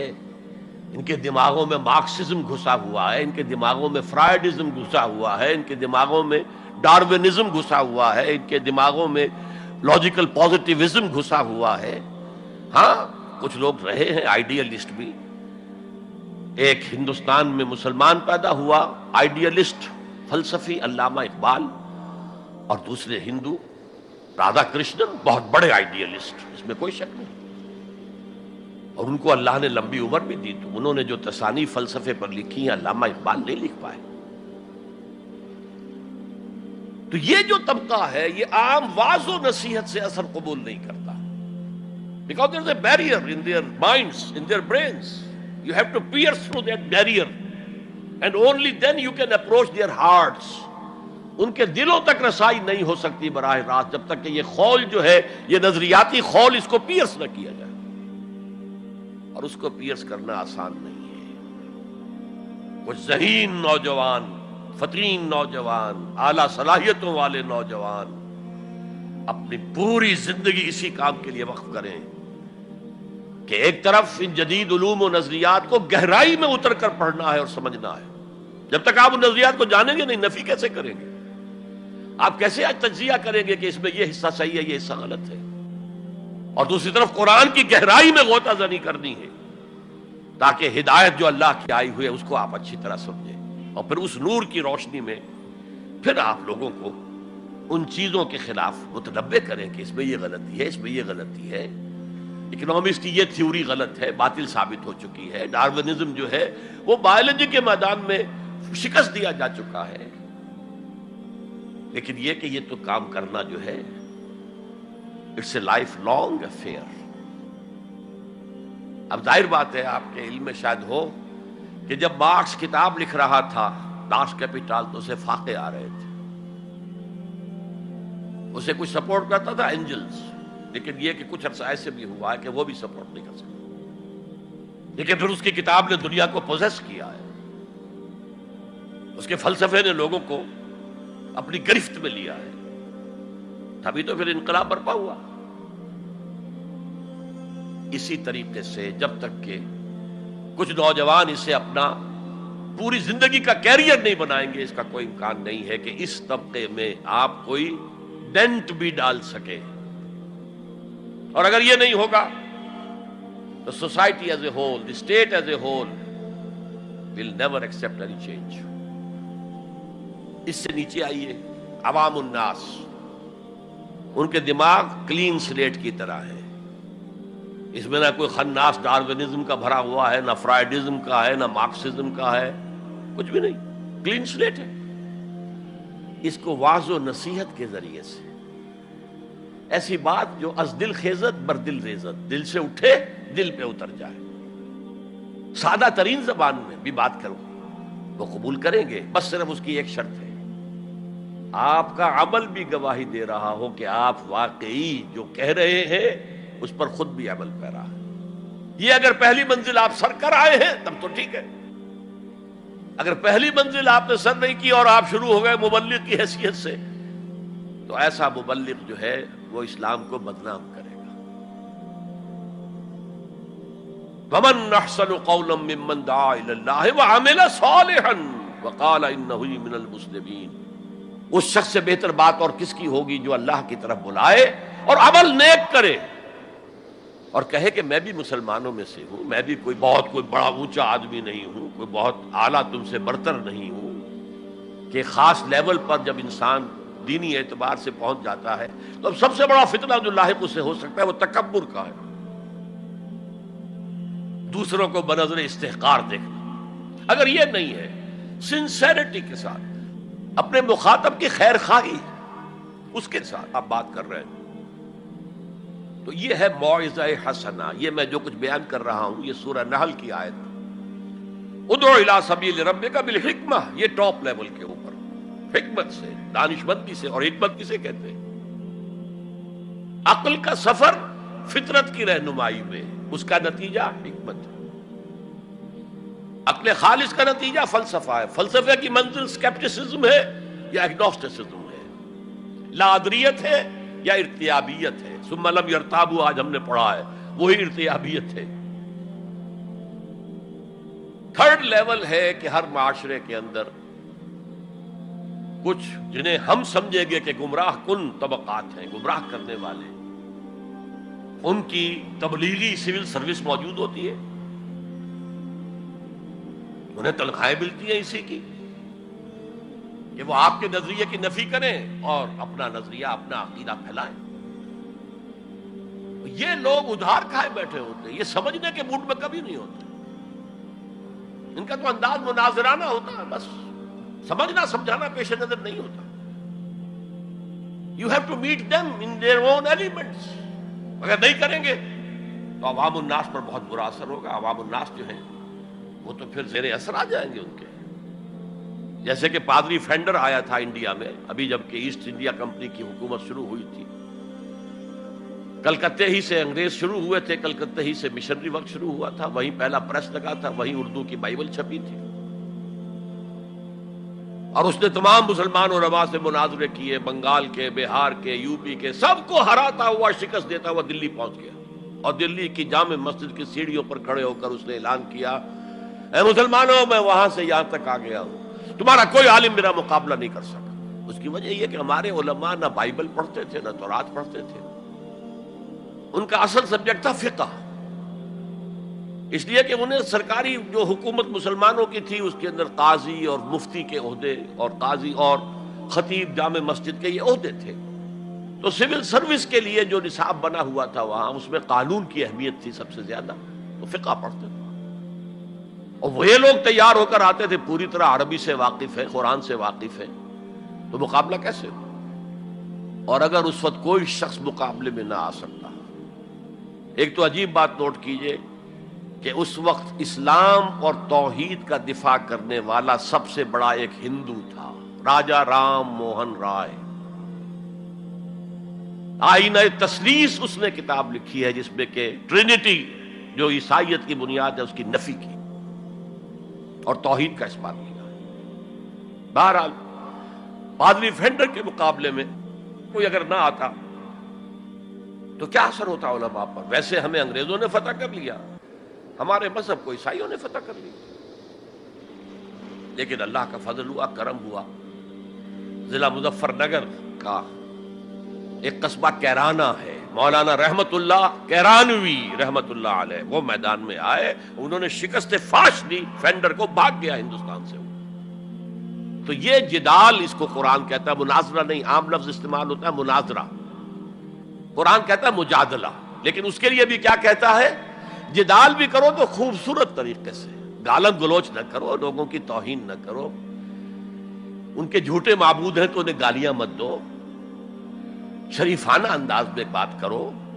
یہ تین لیولز دعوت، ظاہر بات ہے کہ اس طرح کے مناظرے کے لیے بھی اسپیشل ٹریننگ کی ضرورت ہوتی ہے۔ اگر آپ ان مذاہب کی گہرائی میں نہیں اترے ہوئے، ان کی تاریخ کی جو ہے پورا پس منظر آپ کو معلوم نہیں، ان کے اسکرپچرز کو آپ نے نہیں پڑھا ہے، تو آپ کیسے کریں گے مناظرہ؟ تو یہ تین سب لیولز ہیں دعوت و تبلیغ کے، جہاد کے، جس میں جان بھی لگتی ہے، مال بھی لگتا ہے۔ ایک ادعو الی سبیل ربک بالحکمہ for the elite, intellectual elite, والموعظۃ الحسنہ فار دی کامن ماسز، وجادلہم باللتی احسن، اور جدال اور مجادلہ کرو ان کے ساتھ، لیکن بہت عمدہ طریقے سے، خوش اسلوبی سے، اس میں تہذیب ہونی چاہیے، شائستگی ہونی چاہیے، اگر وہ کہیں اس سے نیچے گر رہے تو مت گرنا۔ 2 لیولز اور 6 سب لیول ہو گئے، اب آئیے اس کا چوٹی کا جہاد ہے نظام کو بدلنا۔ مارکسزم کو مانا ہے تو فرض ہے کہ کمیونزم نافذ کرو، یہ سخت ترین مرحلہ ہے، اس لیے کہ ظاہر بات ہے کہ خلا تو کہیں ہے نہیں، کوئی نہ کوئی نظام تو ہے، اور وہ نظام اپنے آپ کو ڈیفینڈ کرتا ہے، وہ سٹیٹس کو وہ چاہتا ہے، اس کے ساتھ جو پریویلیج کلاسز ہیں وہ چاہیں گی نظام یہی رہے۔ کسی کی شاخوں پر تو ہمارے آشیانے بنے ہوئے، ہمارے گھونسلے، ہمارے مفادات پر زد پڑ رہی ہے۔ Grid up your lines, resist them. یہ معاملہ ہے جس میں تصادم آتا ہے، نظام تصادم کے بغیر نہیں بدل سکتا۔ دعوت کے ذریعے آپ سلیم الفطرت، سلیم العقل لوگوں کو کھینچ لیں گے، لیکن لاتوں کے بھوت باتوں سے نہیں مانتے، جن کے ویسٹڈ انٹرسٹ ہے وہ نہیں چھوڑیں گے۔ ان میں سے بھی ہو سکتا ہے نکل آئے، ابو بکر صدیق انہی میں سے تھے، عثمان غنی انہی میں سے تھے، لیکن نکل آتے، لوگ نکل آتے، لیکن اکثریت ان کی وہ ڈٹ جاتی ہے۔ گرڈ اپ یور لائنز، اپنے مفادات کا تحفظ کرو، بچاؤ اپنے مفادات کو۔ تو تصادم بیکمز انیویٹیبل، انیویٹیبل، انیویٹیبل۔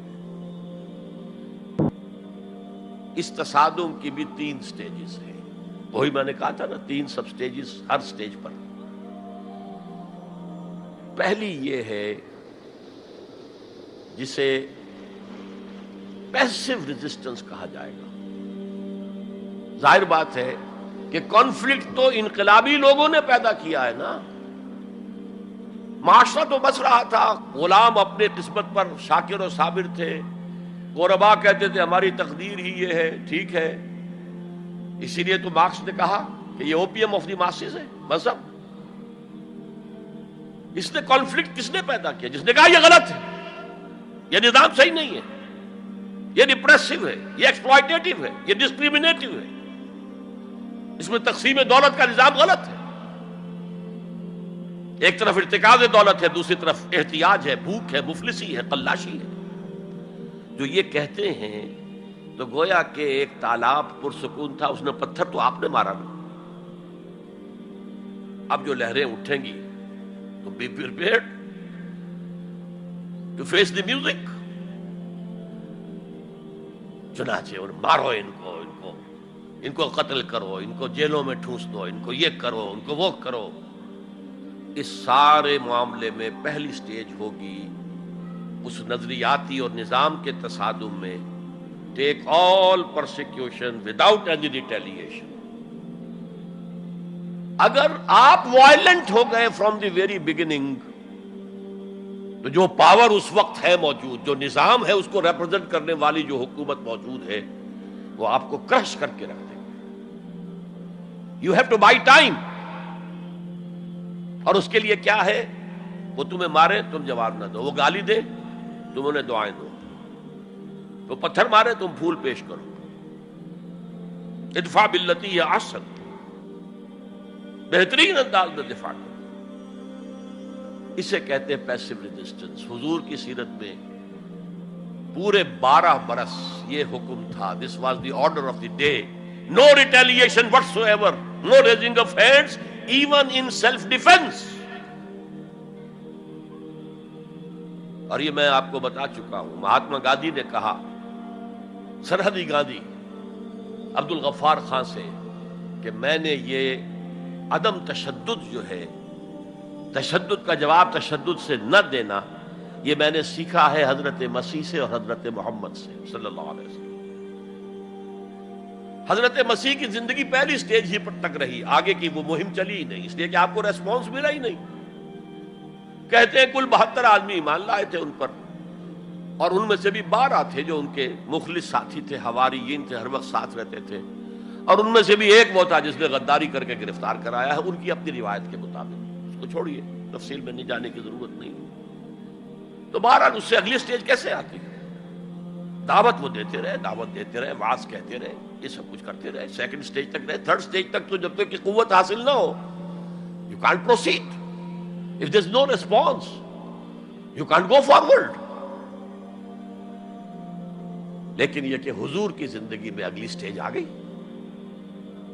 ساتھی آئے، انہیں مارے کھانی پڑی، دہکتے ہوئے انگاروں پہ لٹایا گیا، جانوروں کی لاشوں کی طرح ان کی گردن کے اندر رسیاں باندھ کر انہیں گھسیٹا گیا گلیوں کے اندر، سب کچھ ہوا ہے، برداشت کیا، انہیں قتل بھی کیا گیا۔ حضرت سمیہ، حضرت یاسر پہلے مقتولین ہیں، میاں بیوی رضی اللہ تعالی عنہما، سب کچھ ہوا ہے، برداشت کرو، اسبرو، صبر کرو۔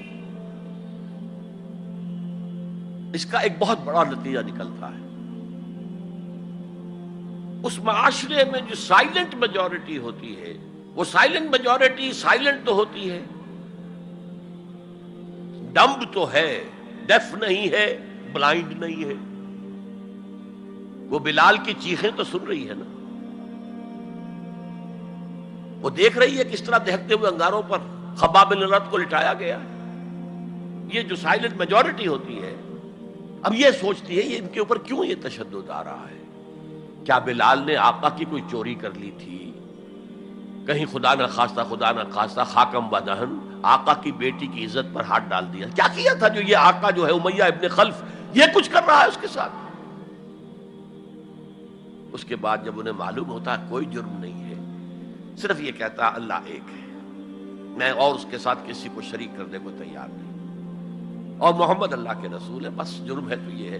اب اس کا کیا اثر پڑتا ہوگا اس سائلنٹ میجورٹی پہ، اس کا آپ اندازہ کر لیجیے۔ ان کی ہمدردیاں اندر ہی اندر ان کے ساتھ ہو رہی ہیں، اگرچہ وہ گئے ہیں اپنے لیڈروں کے دباؤ کی وجہ سے غزوہ بدر میں، مفتوح تو پہلے سے ہو چکے تھے، جو دلوں کو فتح کر لے وہی فاتح زمانہ۔ بہرحال first stage is passive resistance, صبر محض.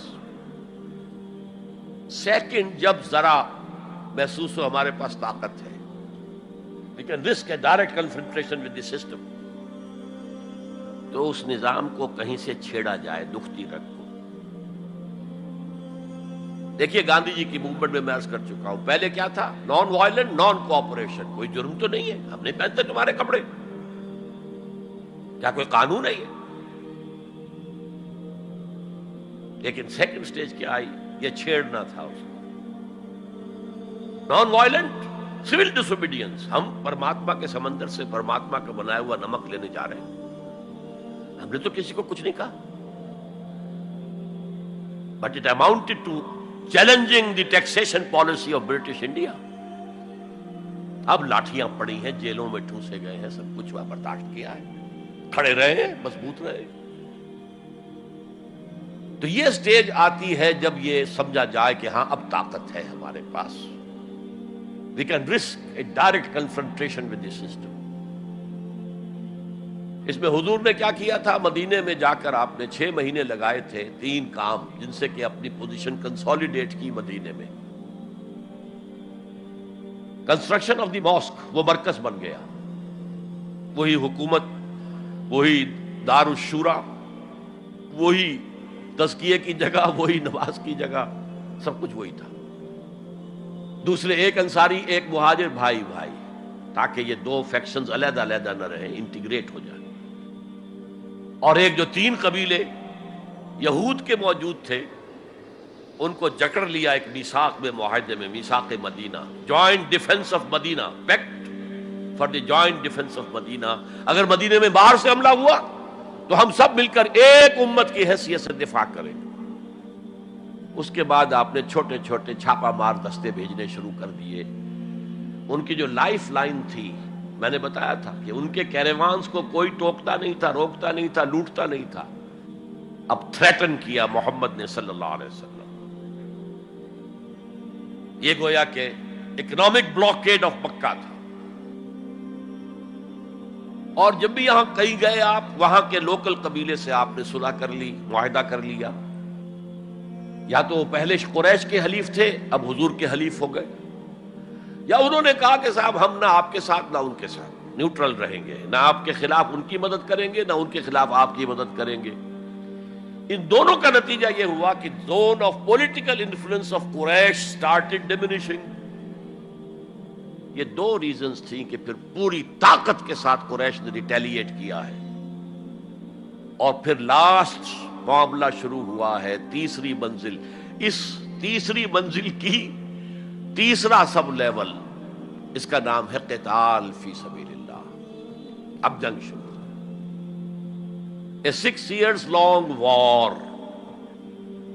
یہ جو بدر ہے، احد ہے، احزاب ہے، بنی المصطلق ہے، بے شمار غزوات، چھوٹے چھوٹے، بڑے بڑوں کے نام ہمیں یاد ہیں صرف. It was a continuous war with battles. Badr battle ہے، جنگ نہیں ہے، جنگ تو مسلسل ہے. بہرحال اس کا نتیجہ یہ قتال فی سبیل اللہ کی منزل آئی ہے. چونکہ یہ ساری 8 منزلیں طے کر کے یہاں پہنچے تھے، لہذا کامیابی ہوئی. اگر ایسے ہی اچھل کر نویں منزل پر پہنچ جاتے تو نیچے گر کر ختم ہوتے. یہ ہے قتال فی سبیل اللہ، اللہ کی راہ میں قتال. بہرحال آج کے انقلاب اسلامی کے لیے پہلے 5 سٹیپ جو کہ تو رہیں گے. دعوت دی جائے گی، لوگوں کی اصلاح کی جائے گی، انہیں منظم کیا جائے گا، پھر پیسو ریزسٹنس کے دور سے گزرنا ہوگا، پھر ایکٹیو ریزسٹنس. لیکن آخری جو ہے 2 طرفہ جنگ کی بجائے ایک طرفہ جنگ. آپ یہ نہ سمجھیے گا میں ہندوستان میں تقریر کر رہا ہوں تو میں گاندھی جی کی تعریف کر رہا ہوں. یہ میری تقریریں کیسٹ پہلے سے موجود ہے، میں نے ہمیشہ نام لیا ہے کہ آج کے دور میں اس انقلابی عمل کی آخری سٹیج کیا ہوگی. اس کے ضمن میں مہاتما گاندھی کا پروسیس درست ہے. نان وائلنٹ، نان کوآپریشن، ترک موالات، نان وائلنٹ، سول ڈس اوبیڈینس. لیکن یہ سٹیجز کب آئیں؟ جب گاندھی لیڈر بن چکے تھے. ان کا یہ کہہ دینا کافی تھا کہ بدیشی کپڑا ہم نہیں پہنیں گے اور ہم اپنا چرخہ چلائیں گے. پورے ہندوستان میں چرخے چلنے شروع ہو گئے. لیڈر تو پہلے کوئی ہونا. تو یہ اجتہاد جو ہے اس کو آج ہمیں قبول کرنا ہوگا. ہمارے لوگ کچھ دوسرے راستوں پر چلے ہیں جس کی وجہ سے دنیا کو موقع ملا ہے کہ وہ جہاد کے لفظ کو خوب اچھالیں اور بدنام کریں. حالانکہ جہاد کا یہ پروسیس سامنے ہو تو کسی سلیم الفطرت انسان، کسی سلیم العقل انسان کو اس پر اعتراض کا